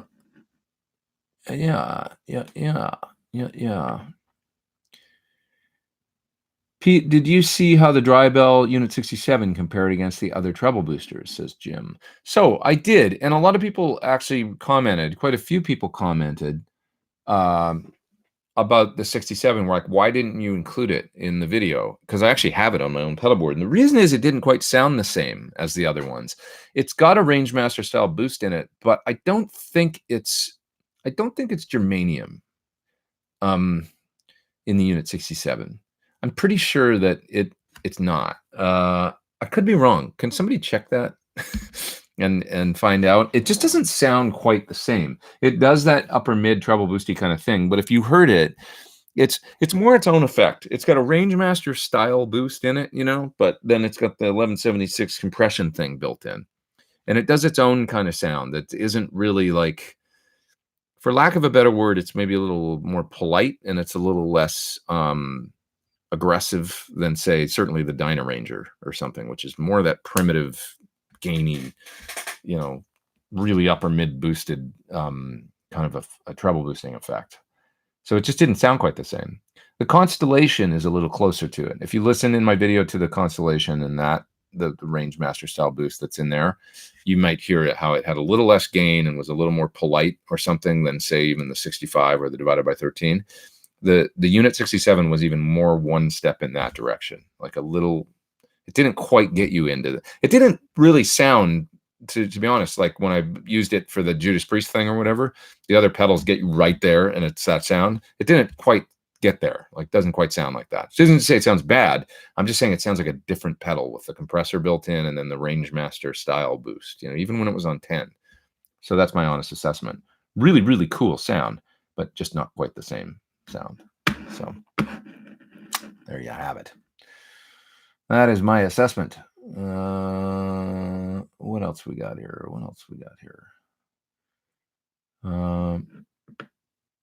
Braxall was asking about the white amp back there, the Bocca amp. No, it's an amp from Bocca back there, that one. It's hard for me to turn the computer, so I can't. But it's a small box style head from an amp maker in Poland that he wanted me to try his amps, and he's a very nice person, and he makes great cables as well, actually. So he sent me one to check out. So that's what that is. Kind of similar to I would say a gainy, like the Freedman small box or something similar to that. It has a clean channel and a dirty channel and shared EQ. Yeah. Let's see. I'm just going to back up a little bit in the chat. JR says, if you're going to go for Barbara Bach movies, Cannonball Run or GTFO. Yeah. Cannonball Run. That's a good movie, dude. Cannonball Run. Come on, Jerry Reed and Burt Reynolds. I love that. I was a huge fan of Burt Reynolds back in the day. I loved all those 70s Burt Reynolds movies. Smokey and the Bandit and Cannonball Run. I grew up on that stuff. That's good stuff. Have you ever had any performance-related injuries, says Daniel? No. Luckily. I've had a little left-hand issues, like, over the years. And even my right hand, actually, a little bit. But it's always cleared up kind of on its own. I never had anything too bad. Another question about Oh, it's the same guy, I think, asking a question about monitors. So yeah, once again, I like the Atom stuff for the kind of lower price stuff. How does the Line 6 HX effects compare with reverb and delay? I like it a lot, actually. I've put up a video recently where I was using it with my PT-15. It makes for a great little rig with the PT-15.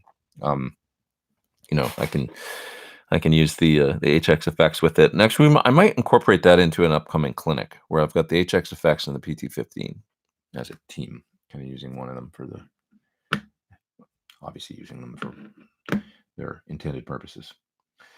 You're a fun guy, says Shizzies. Thank you for these. You bet. Thanks for being here. Appreciate it. I do. Okay.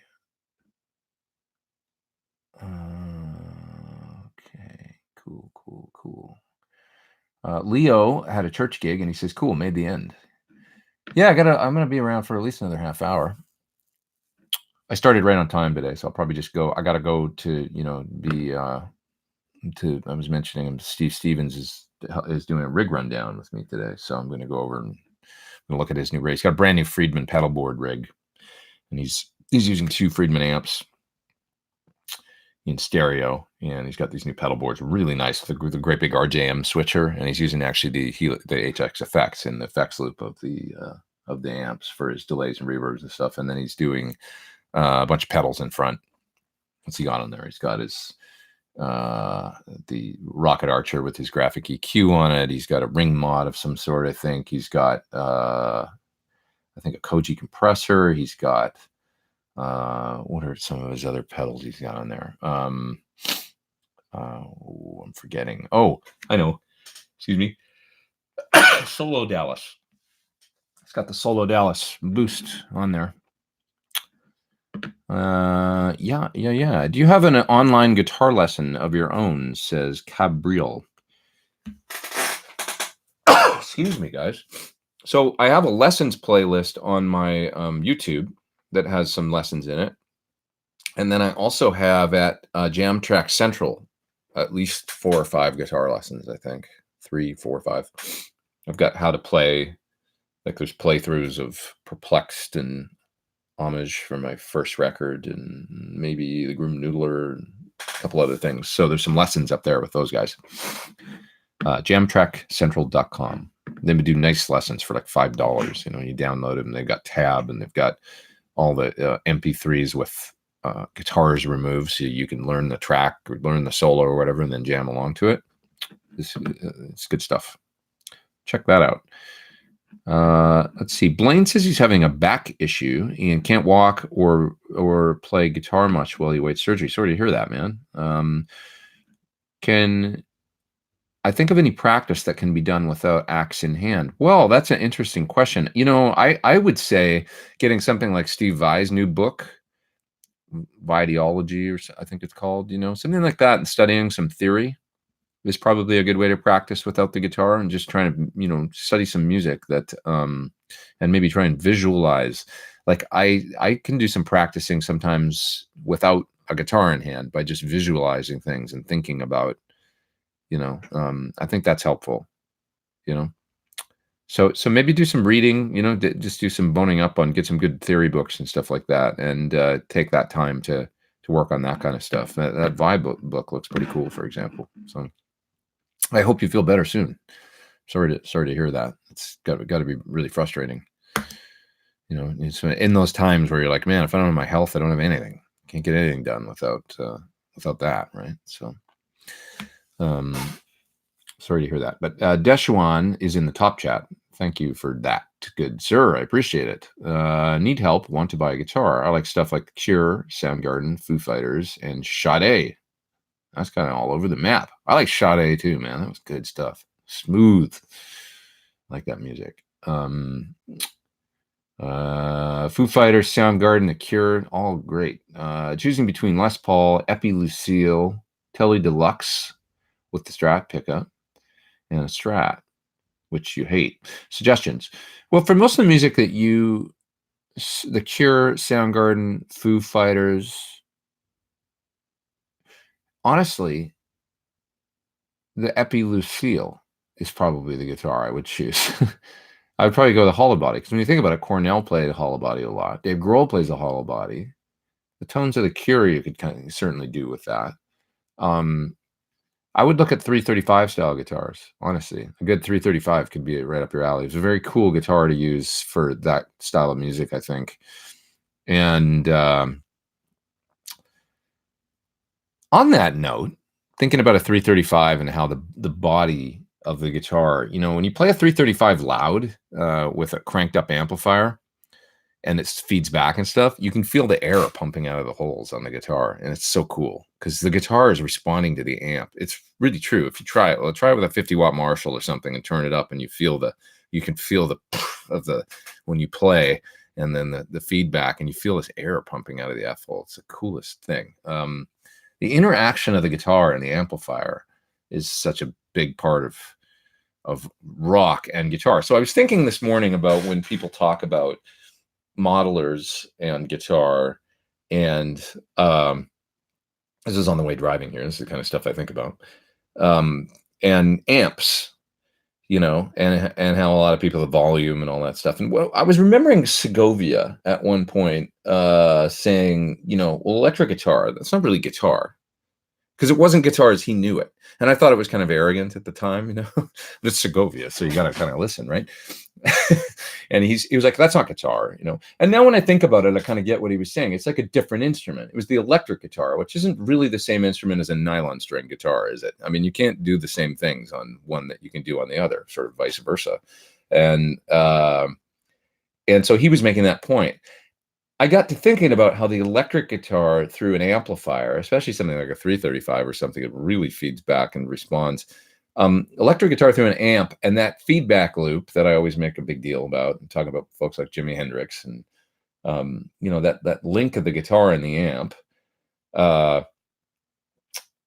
When you take that away, maybe it becomes a different instrument. People don't play the same anymore. You know, you can't do quite the same things. It's not to the same degree as a nylon string and an electric guitar, but maybe it is a different instrument. Maybe, well, that's not guitar. You know, if you use the guitar, what I'm making kind of a you know, food for thought, or I guess it could be a debate, but plugging a guitar into a modeler with in-ears, it's not really the same instrument anymore.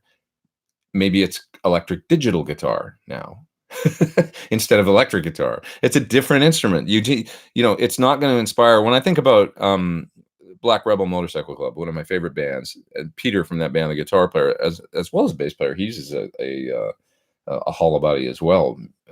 But you know, his sound is, he cranks. He's got twins up there and Marshalls sometimes, and he's got this great big amp rig, and his sound is so reliant on the interaction of the amps and the guitar, the feedback loop, and the cool things that come out of that. It's reckless sounding and kind of crazy, you know. So it's an example of a modern band that really still does it. That maybe without that, he couldn't play guitar the same way. It would be a different instrument if he was using, you know, kind of it's a different. Well, I'm making the case that the guitar and the amplifier, the electrified guitar, is an instrument. The guitar and the modeler and in-ears or something is now a different instrument. We could call it electric digital guitar or something. I don't know. Discuss amongst yourselves. You've changed the instrument by sort of and I'm not bagging on modelers here. I'm just saying it's different, because I am doing a demo at by the way, at Sweetwater.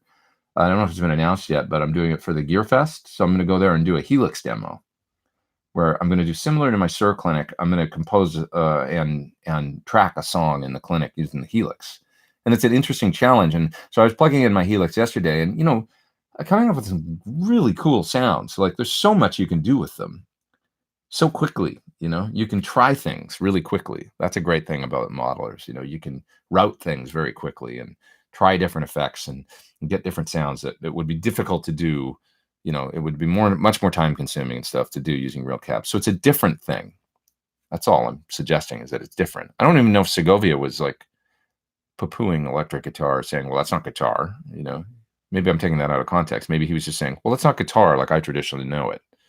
You know, you can't do the same things on the electric guitar I can do on a nylon string guitar, and can't do the same thing as a nylon string guitar. You can't do it. You can't even bend on a nylon string guitar, really. So, It's just different. Okay. Is there anything like a Bradshaw switching rig, but a much smaller, affordable scale, says Joe? Well, that's basically my pedal board, you know. Any kind of switcher like a Boss ES8, Musicom Lab, Mark V. You know, if you've seen my pedal board, I can't pick it up right now because it's kind of wired in. Actually, it's not. I am going to pick it up. Why not? Let's look at it.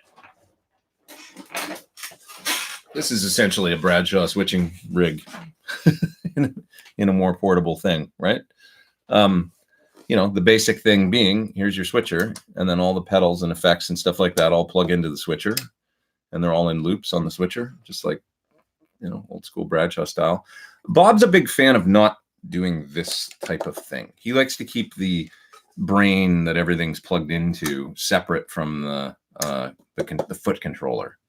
And the beauty of a Bradshaw switching system is that it was big, like generally speaking, because there was instant access for everything. So he liked to have switches for everything. And then you would just turn on the things you wanted and then push store and store that into a program. It's very simple.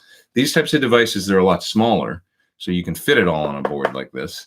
But it's not as easy to instantly program and access things. So you lose a little bit of that flexibility. I got some cables unplugged here because this is the H9 I was using for the Wetterbox video. I was just plugging right into it. But anyway, it's pretty portable. I can pick it up in here. I can work out. Such an idiot. I'm an idiot. Okay. What else we got? Hey, Pete, what do you think of the JBL monitors? I texted him. Oh, I tested up against the Adams, and I like them better. Well, yeah, if you hear, that's music therapy, Laz. If you hear what sounds familiar and like play something great on them, that's like a great mix that you know, that has a lot of, you know, things going on and a balance to it, and listen to it and go, that sounds familiar to me. Like this all makes sense, you know. And if it makes sense to you, go for it, you know. It's this fine line because they're not necessarily supposed to be the nicest sounding speakers. They're supposed to be accurate. So, but by the same token, you want things to sound familiar. Like when a sound is good, whatever good means, like whatever a guitar tone, you know, if it's Back in Black or whatever, the intro, or Highway to Hell, or maybe it's a Gilmore thing, or you know, whatever's like a familiar guitar sound to you, because most of us are guitar players here probably. Put that on and listen to it and go, that sounds like it's supposed to sound. Like that makes sense to me sonically. If it sounds kind of weird, like, wow, there's a lot of low end that I don't normally notice, like on this certain set of monitors with that guitar sound, or wow, it's kind of mid-notched in a way that I don't, but I guess I could get used to it. No, don't do that. You know, that makes sense. Do you use master volumes much, says Bandbox? I do. My amp has master volume. The Sir master volume is always great. So my amps got master volumes for sure, but I also use non-master volume amps like the old Marshall back there, and yeah. Car Briel says, you're one of the top guitarists in the world that inspired me so much. Thank you. I don't even know what to say, because I still feel like a kid when I think about people like Eddie Van Halen and stuff. So, but I appreciate that. I was thinking about how we all reach people in different ways now, you know, and that it doesn't, I don't know, the internet has changed things so much, you know, the way that somebody like me gets to reach people now it's a special thing, you know, and I've been really fortunate to be able to be a part of that, because, you know, I've been talking with other musicians recently. There's a lot of great musicians out there. There's some drummers I know and stuff that are looking for work. And it's hard, you know, when you lose a gig, or you just don't have, like, maybe you haven't built a social media presence or that kind of thing, and you don't you know, and like maybe you're used to getting gigs and it's working, and then maybe that doesn't happen one year. And that can be really rough on people when they don't have anything else. They're like, things are changing and I don't know what to do, because the music business as I've known it is changing, and that can be a scary and difficult and hard time, you know, when musicians like don't have the, it's the building your own brand thing, I guess, and stuff that this format here has allowed us, some of us, to do that. You know, folks like Tim Pierce and you know, you see Rick Beato very successful with it, and getting to interact directly with people and having built that, I guess, at a time when it was good to get into it, you know, 10 years ago or something, when there wasn't so much competition and so many people doing it. We were the early adopters. Just kind of, for me, it was a very happy accident, and I feel like I'm very fortunate, you know, because it wasn't something that I even knew was happening at the time. It just sort of happened. Oh, I got this YouTube channel, I guess I'll put up some videos, you know. And it's when I look at it now, it's like, wow, that was lucky, really. Waiting for the EU result with Pete. EU election result. Who can ask for more? That's from Christian Nice. Yeah, you guys had elections this week, right? I've been trying to follow everything this week with Theresa May and you know, on the outs now, and all that business. And there's so much going on over there that as well as over here, you know, just the world's always in flux. JR says he loves BRMC, Black Rebel. You said BMRC, but you mean BRMC. Yeah, the way the guitar almost wants to take off constantly feeds into whatever style you're playing. Yes, you know, that makes you play differently. It's L. Scott Music says neo electric guitar. Yeah, it's a different thing when the guitar is constantly, it's part of the instrument, the amp, and the volume is making it its own thing and making you come up with different music than you would another way, right? And then, like, once again, with the Helix or something like that, or the Axe effects, you might come up with things that you wouldn't with an amp rig, because now you can route effect, like what I was talking about earlier, routing effects in parallel or things like that. It's very easy to do in a modeler. You know, you don't need a whole bunch of gear into cables and things. You can just drag and drop blocks and pull it all together, and then you might come up with a different reverb and delay sound that's impossible, or next to impossible, or would require a huge financial and time you know, investment to do with a traditional guitar rig. Now it becomes very easy. So it's just different, right? Gonna make different types of music. Pete, favorite attenuator, says Zaid Ali. I was mentioning earlier that I'm a really big fan of, for my personal use, of the Power Station. It seems like he combined everything in a nice way in that unit. I haven't tried the Waza tube amp expander yet, but as I got it sitting right here on the floor, for those that didn't join in right at the beginning, I've got that Waza unit right here. So I'm looking forward to plugging this in and seeing how it sounds. Dave Freedman seemed to think this, he says it sounds really great. I really want to try it as an attenuator. And actually, while I've got the mics up in here, I should be doing that pretty quickly with this thing. I've got kind of a crazy week, and I don't know that I'm going to be able to get to this and get a video done with even in like the next 2 weeks, because then I have to go to the Gear University. So I've got so much going on, and this is kind of deep. So it's like I want to do everything, but there's not enough time to do everything. I've got a few other pedal videos to get to and stuff too, but I'm excited to plug that thing in and see, you know. But for me, it's been the Power Station. This Tone King that I did a video of back here is quite good. If you watch the video of it, it's on my channel, and I put it up yesterday. Really good. You know, probably one of the most transparent, traditional sort of attenuators I've used. It's not a reamp. It's an attenuator that goes in between the speaker and the amp and sucks juice off the amp in the traditional sort of, you know, hot plate way. But it's reactive, and it has impedance transformers in it so that you can run a 4, 8, or 16 ohm load amp and cab and match them. That's pretty nice. It's got a cab sim in it. That sounds pretty good. You know, it's a cool little option there. So there it is. So it's a little simpler in some ways than the other devices, and it's got a solo switch in it. That's pretty neat. So for those that haven't seen this, you can see it because the light's on. When I flip this, the light comes on and off. So just a little foot switch. You know, if you've say got it set to do -4 dB attenuation, when you hit the switch, it'll go to -7.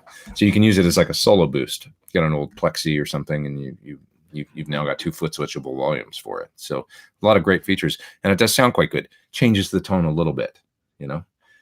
But once again, as I say in the video for it, it's a moving target, because what's changing the tone? Because as you drop the volume, you're not pushing the speaker as hard. You're not pushing the mics as hard. So it becomes this moving target. So you want to look for something that just sounds good and basically retains the tone.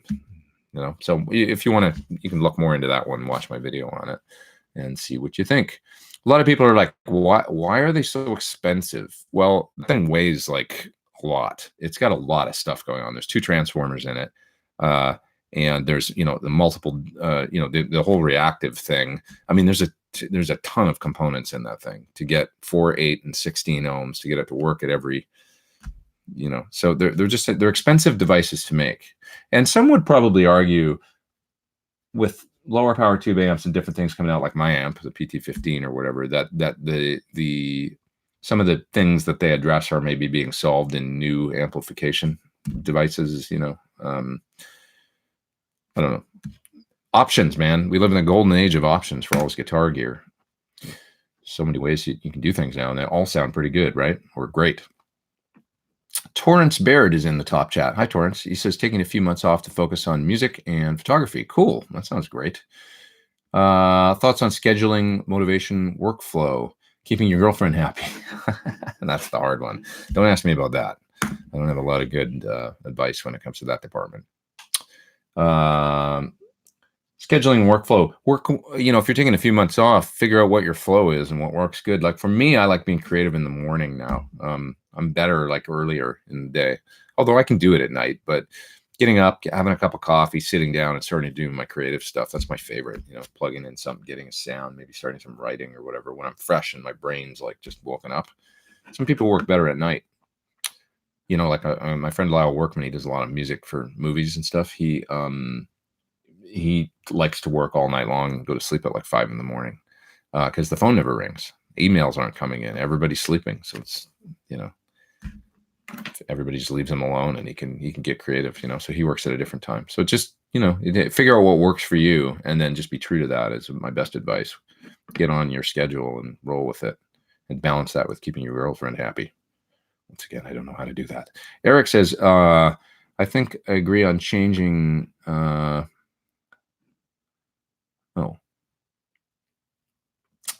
Eric says, I think I agree on changing the instrument. Like it's a different instrument. I was recording with reactive load and headphones the other day and I had to step on the freak out when I wanted feedback. Yeah, which is what it's great for. You can use it to kind of simulate that thing, right? But yep. It's a different thing. But yet, Pete, you put your speakers in a different room. And that's Tom. I think you're referring to how it's a different, well, okay, so recording guitar, if you wanted to get the feedback thing. I remember Alex Lifeson talking about this. He spent years making records where he, you know, the guitar cabs were isolated in other rooms. But in the early 70s, they did it the old way, where everybody was playing together. And so I think it might have been around the Counterparts album, the Rush album that came out around 97, I think. It's pretty good. I'm pretty on it, aren't I, with my Rush trivia? I think it was 97. Anyways, Counterparts. I think he said I recorded in the same room as my cabs for the first time in like 20 years, and I forgot what that was like. It's so cool. It is cool. And if I want that thing, I can do it in here. You know, I'll mic up a cab and get some feedback the old school way. If, you know, for a certain solo or whatever, there's part of you that's like, oh, I want, you know, when you're doing rhythm guitars, it doesn't matter. You know, if you're just playing, you know, especially if it's clean or, you know, there's so many parts where it wouldn't matter. But then there's parts where it does matter. And that's if you're, you know, Jimi Hendrix and you're cutting, you know, the solo to, I don't know, anything. You know, if you want it to have that expressive kind of freak out quality to it, freak out, that's the pedal. You know, then you got to do it. Got to do it the old school way. Michael's in the top chat. Thanks, Michael. Appreciate that. Thank you guys for doing the top chat.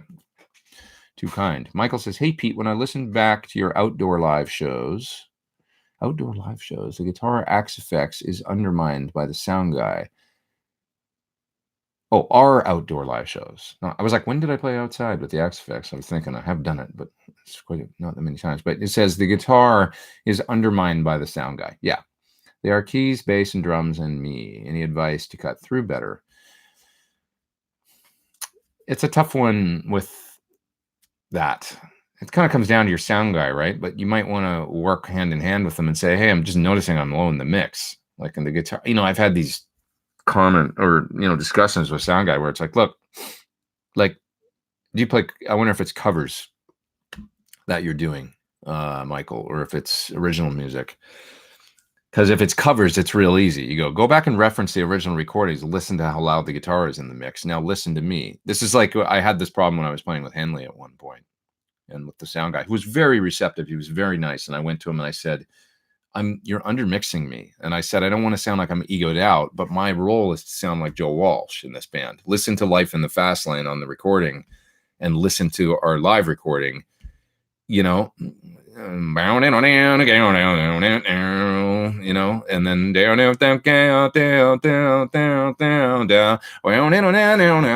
those guitar licks are supposed to be like a conversation. And my guitar was like this. And it's like, dude, you're actually you're underselling you're selling the music short. You've got to have it. It's the like the lead singer in that moment, those two guitar parts in that Eagles music. And he was really receptive to me talking to him about it. But it's an easy thing to do when it's yes, I was playing with Henley, but it's like it's a cover song that I could go reference and say, listen to the original recording and reference how loud the guitars are there. It's supposed to be like that in the PA. And if it doesn't sound like that, it doesn't sound like Life in the Fast Lane, right? If you're an original band, you've got to come at it from like, well, I want our band to sound a little different. And this is what's, you need to kind of get it across. But it's a problem with, I don't know what it is with sound people in mid-range, because a lot of them just undermix guitar. And, you go to shows and they scoop the PA out so much. And it's like, there's kick drum like monstrous. There's vocals in your face screaming like this. And then the guitar is some shit that's barely audible a lot of time. I don't know. It's more a sound person problem than it is a technology problem. Because as much as I've said about the guitar interacting with the cabinet and all that stuff,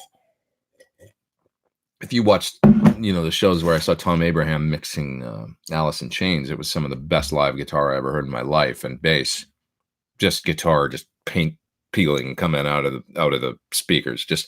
And I'd pull out my dB meter. I have a good professional dB meter on my phone, and I'd look at it and I'd be like 100 dB, not that loud, like 101, but it sounded loud. It sounded just like like aggressive. Like what a great sounding rock mix, but it wasn't. It just sounded loud, but it wasn't actually. What an amazing thing for a sound guy to be able to pull off. But anyway, Tom Abraham, and he used Palmers on Jerry's guitar, and I think he had cabinets maybe that were like built like monitors facing up at him, but they were guitar cabs, and I think he was on in-ears, so he could kind of get a mix of the guitar. He'd have some feedback from those guitar cabinets and stuff, but there wasn't like a lot of cabs on stage. But in the PA, it was just like, so it's down to the sound guy is what I'm getting at, because with them, wow, the guitar sounded killer in the PA. So it really comes, you got this one person that's back there that kind of has this overall, power over your band. And it can be unfortunate when it's not the right person that doesn't seem to, everybody's like, well, you got to work with the sound guy. It's hard. It's like, yeah. But there's fucking 5 people on stage that wrote all these songs or whatever, especially if it's original band, and it's like it's now getting filtered through this guy that's basically the Svengali producer of our music for everybody that's there watching it. And you don't intend it to be that way necessarily. It's like, unless it's somebody that really gets your band, it's like, holy shit, like we're filtering everything through this one person that maybe doesn't really understand what we were trying to do. And at that point, it's like, well, what's the point? Like how we work on your sound as much as you want. You come up with these great parts and you practice and you put all this money into your gear and you obsess over things. And then you listen to the mix and you're like, I can't even really make out what I'm doing. And it was because of that guy that like shot you in the foot, It's a problem, So you need to maybe start it out as a very, concerned conversation. Hey, can we talk? I need to talk to you about this. And this is what I'm hearing. And if you've got some, say, studio recordings of your band, I'm going to assume you're in a live band, maybe you've even answered this in the chat already, but if you're in an original band, and you've got some studio recordings, play that and be like, here's the idealized, this is what I'm going for. Now listen to our live recording. It's not quite working. Saying, is there something else I can give you? Is there a reason why you're not pushing the guitar more in the PA? Does it sound bad? Like, do I need to EQ things differently for what's happening for you out front, or that kind of thing? Try and work with them. Just say, because I'm just trying to get it to a point where basically this is what's represented. Like, in other words, you know, like, you should be able to put on a CD or a recording or whatever and pull that up in the PA loud of your album. And that should be basically the representation of, now we want to sound like that. So how do we get there live, you know? And just work on it, you know, one-on-one, and hopefully you can get there. Okay. Oscillation Overdrive says, Pete, I don't hear many reviewers talking about noise floor or pedal noise. Why? Probably because it's kind of like, I don't know, maybe not the most exciting subject or something, but noise gates is something that, I mean, I use one occasionally. There's some good ones out there. I have a cheap Moorer one on my pedal board, actually, that's in the same effect loop as my Overdrive for my lead sound. And it just helps to, sorry, like hiccuping, burping. It just helps to kind of mitigate some of the extra noise coming off, because I use an Archer and it adds a little bit of hiss, and in front of an Overdrive channel that's already gainy, it can be a bit much, you know. But yeah, not a lot of people talk about it. It would be a good thing to talk about, I guess. Generally speaking, I hate gates. Like, it's not a sound that I like cutting off at the end and hearing that sound. I hate that sound. I just like it to be wide open. I don't even mind amp hiss and stuff. Somebody mentioned actually in a video this week when I was doing the video with the Vox up loud, you know, maybe in the Treble Booster video, and they said, I love this video because of the hiss, the amp noise. I can hear it. Everybody's gating everything these days. And I kind of agree. It's like, you know, rock and roll is supposed to be a little bit dirty. It's okay, you know, if there's, so, you know, even single coils and stuff. Like, silent pickups are cool and all that. I really don't mind a little bit of buzz. It's when it gets crazy because of lighting and stuff. And this room is actually pretty noisy. This building I'm in, there's a fair amount of shit that gets in the pickups. I really got to find, even with humbuckers, the right angle to sit at and stuff when I'm tracking. It's a little over the top, but for the most part, that stuff is just part of it. You know, it's not that big a deal. Would you say the Rivera compares to the Tone King? The version without cab sim and torpedo cab M seems to be a killer combination. That's from Juan. He's in the top chat. He's in Europe once again. Thanks for doing the top chat again, Juan. The Rivera compares to the Tone King. The Rivera is a good attenuator. Yeah, the version without the cab sim and torpedo cab M, you have to try it and see. Or if you're talking about the Rock Mini, oh, that's not an attenuator, is it? You're talking about just the basic. The Rock Crusher is a pretty good attenuator, I think. The first attenuation click is quite aggressive on it. Just know that. It goes like, it says -4 or something. It sounds more like -8 to me. It's like a pretty big jump from off to the first click. And it tends to work pretty well, that thing, I find. I'd have to go back and listen to it to see how it compares. You know, this comparison, maybe I should do an attenuator shootout one of these days. And because I have a lot of them, and try it out and see, you know. But Rock Crusher is pretty well-regarded attenuator, generally speaking. Yeah, I think so. As far as a you know, passive kind of attenuator, passive attenuator. Cat Zen Music is up in the top chat. He's in Europe as well. He says, "Thank you, sir, for that." And he says, "I have most of the Guitar Sim plugins, but I don't get them to sound right. I'm only getting a decent sound when I use a real tube amp. Am I a bad guitar player, or am I doing something wrong?" It's too hard to say what's going on with your with your situation. I don't know if you're a bad guitar player. I hope you're not a bad guitar player. And there's always ways to get better if you're not happy with your guitar playing. That's for sure. So don't give up faith. Don't give up hope. But it might be a good thing to find somebody that you trust locally, a teacher or a you know, local guitar player that can give you some perspective on that. It could be your guitar, or it could be a certain way you're setting your pedals, or it could be in your hands, you know, and maybe they can offer some perspective. It's an interesting thing, you know. It's like when it comes to drums, I can't make a snare drum sound like a real drummer. The way that the attack and the way they hit the drum sounds different than when I try and hit that same drum. I can't do it, you know. And that's always a fascinating thing to me. And it's always with drums, it's real apparent that, it starts in the hands and with your technique. And so maybe there is something going on with your playing that a good instructor could help you address and stuff, and help you from the source to make it sound better. Little things like bending and vibrato and like intention, in your playing can have so much effect on the sound. And it's like, it is a kind of a muscular thing, like almost like being able to hold a note at pitch when you bend, and then give it a little vibrato and phrase just really nicely, compared to like when somebody's a little bit weaker and they lose the note a little bit, and it just doesn't quite, you know what I mean? I don't know. It's like the difference between, a really good, I used to work on bending a lot with my students, vibrato. And I've told the story before, but I had a student once, and I worked hard on trying to get them, I was like, hit the note on the high E string, the A note at the 5th fret, and then bend, the 8th fret on the B string. I said, bend it up the whole step and try and match the pitch and just hold it there.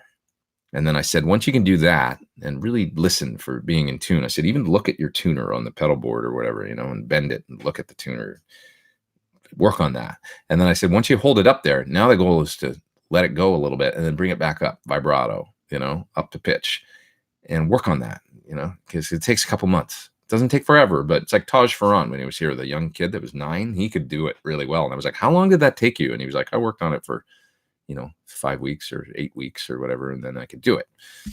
And he had that, and it's like, how did you get that at such a young age? But he could do it. But anyway, it makes a guitar player sound, when they can do that stuff, it makes them sound light years beyond where they were 3 weeks ago when they couldn't do it. It's like, oh, all of a sudden you sound, I remember telling this guy when he got it one week and he could do it, and I was like, you sound like you've been playing 5 years longer than when you were here last week. It just is the biggest thing you can do. Robert Baker's here. What's up, Robert? How are you? Good old Robert Baker. He's a good man, that Robert Baker. Yep. Adonis Paradise says, some guitarists are so loud you have to mix them lower in the desk. Yes, but the fellow that was asking the question about the live mix was using an Axe Effects, so he's not loud. I think he's direct. And he's running into that problem where, he's not being heard in the mix, which is the biggest problem when it's like, you've got no sound on stage and they're still under mixing you because they just don't like mid-range or something. I hate that shit. I was at the soundboard and lighting board for Marilyn Manson at Ozfest in 2001. The sound work they were doing was incredible. It was perfect. Yeah, that's Access 2084 saying that. Yeah, like at something like Ozfest, that's a great way to get fired, is not mix guitar too loud, right?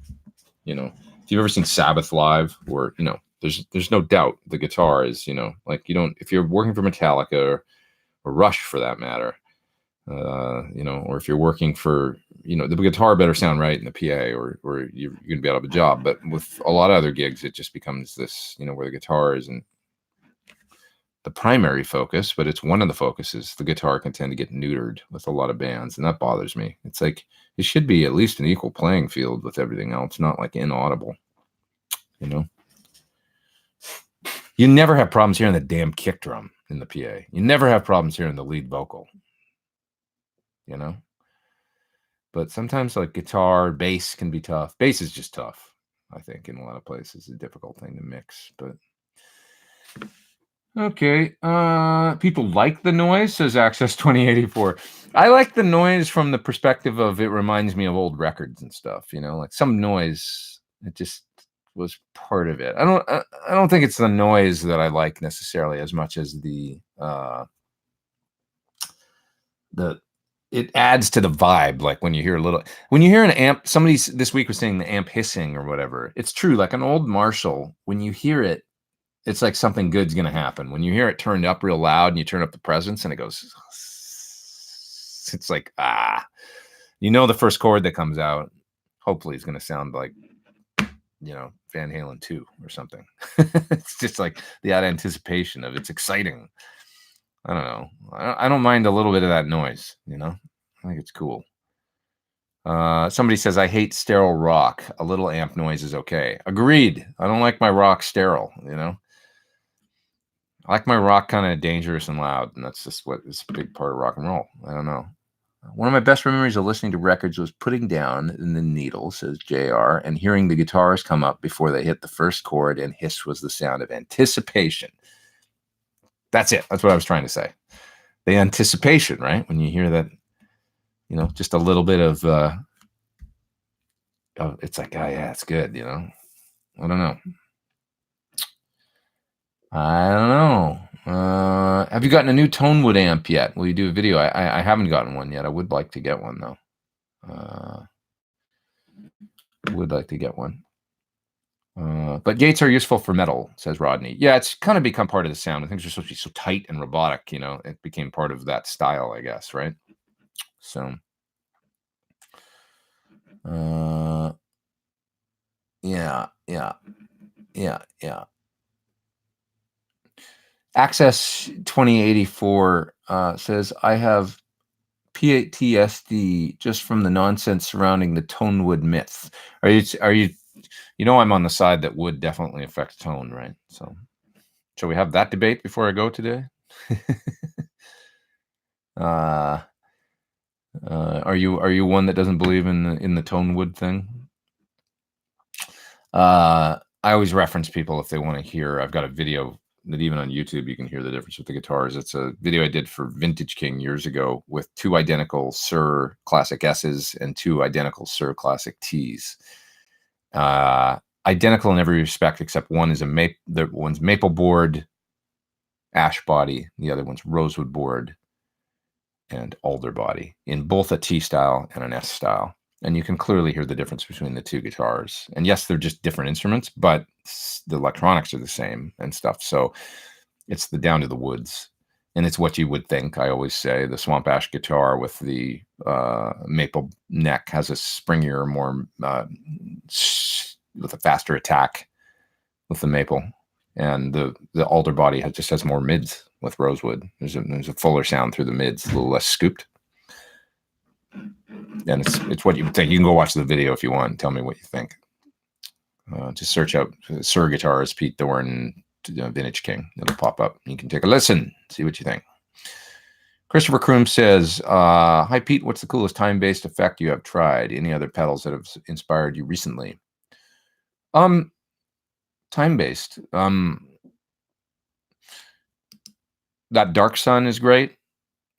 If you watch the video for the Seymour Duncan Dark Sun I did, it's got a beautiful sounding one reverb sound, but it's great and it's pretty tweakable, so you can change it up. So that was a nice pedal. I still have my H9 for rotary sounds and for the black hole reverb that you heard me do in the Wetterbox video. It's an amazing reverb sound. And the delays too on the H9 are great. I wish they made an H9 in a box that was tweakable, like with knobs, more than, you know, that's the only thing. The app is cool and I like it, but also I hate having to Bluetooth enable my phone and then find the device and stuff when I just want to get more feedback, right? Or whatever. That stuff drives me a little crazy with the H9, but yet it sounds so good and it does so much that I work with it and kind of, I view it as a sort of, for me, a bit of an imperfect device, but it's a great pedal to have. One H9 is a great thing to have around. Really great thing to have around. Yeah. Gotta run soon. It's 1:09. I'm gonna go for about another 5 minutes, then I gotta split, guys. Because I'm gonna go hang with Steve. Yeah. Roger says, oh, and the thing just jumped to the end of the chat. A fellow named Roger was saying that if you go up against guys like Paul Reed Smith and John Suhr on Tonewood, they're both going to fight you on that one. And it's true. I mean, any of the great guitar builders is going to tell you that the wood definitely affects the tone for sure. I mean, it affects the way the string vibrates, and that going into the pickup, however, it changes the sound. So it just does. Suhr is like, Sir is a hardcore, he's like, I can measure it and show you, but anyways, Craig says, shocked that the Boss Waza amp expander needs 4 spaces of rack space for ventilation, but nothing when used out of the rack. Well, that makes sense to me because it's an amp, and it's dissipating heat off the amplifier because of the load, right? So it's sucking. You gotta take into account that if you plug 100 watts into it and turn it up, it's gonna get hot because that heat's going into the device and getting dissipated. It's getting dissipated as heat. So you need some space around it in order to do that. So it just kind of is what it is, you know. You don't want it to fail, that's for sure, because then your tube amp is going to cook. So, how important is power conditioning if you're in a fully digital studio, a UAD interface and fractal model, or for guitars? Is it worth spending $400 on a Furman? I didn't spend $400, but I have a Furman here. It's a simple conditioner. It's the M8X squared model that I just plug everything into. And then I also have another one, a Monster, that's for like, you know, Monster one that goes on the floor. It's in a rack mount one. I use those. I don't know how important it is, to be honest. Probably just good for surge protection and stuff, you know, I would think.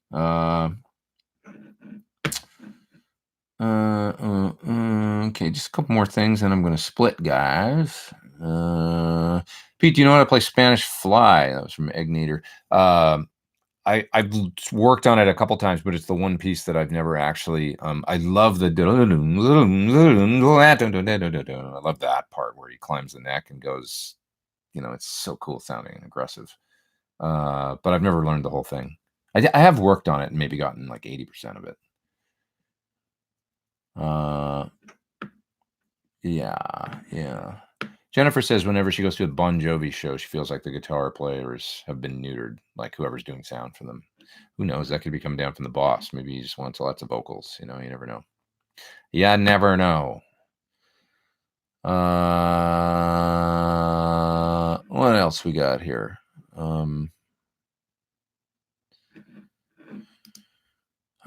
Tom said something, and then I lost his comment. Michael Nielsen covered the UA aux boxer, reactive load, 2-notes torpedo, and Fryette power station.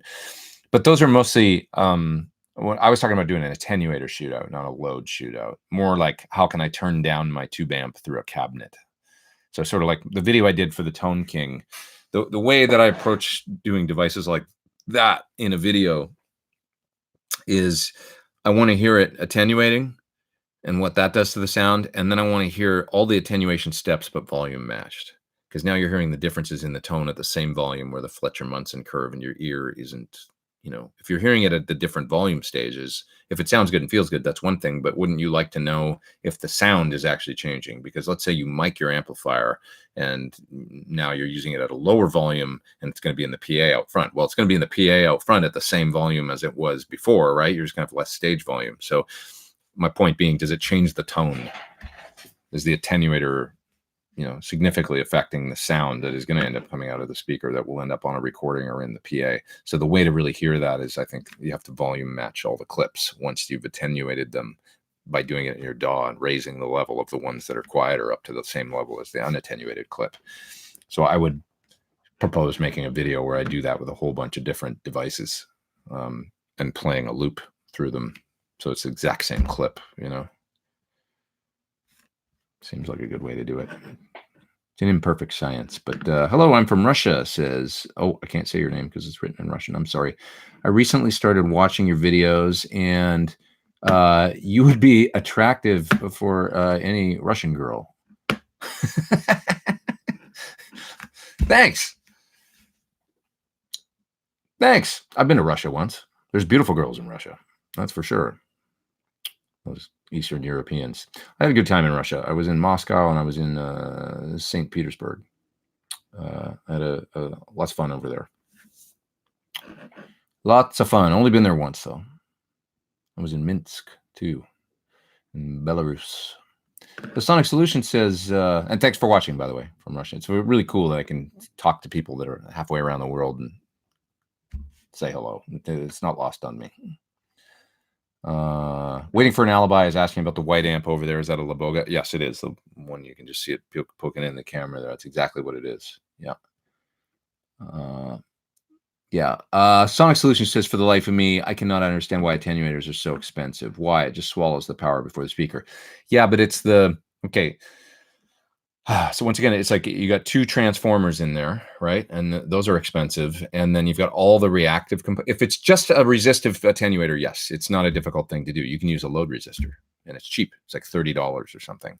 But once you take into account, oh, we need to be able to do amps of multiple different impedances. Okay, now we're talking about all the different, you need the different parts for 4, 8, and 16 ohms. You need the different parts to build the reactive component in, which is a whole bunch of different stuff.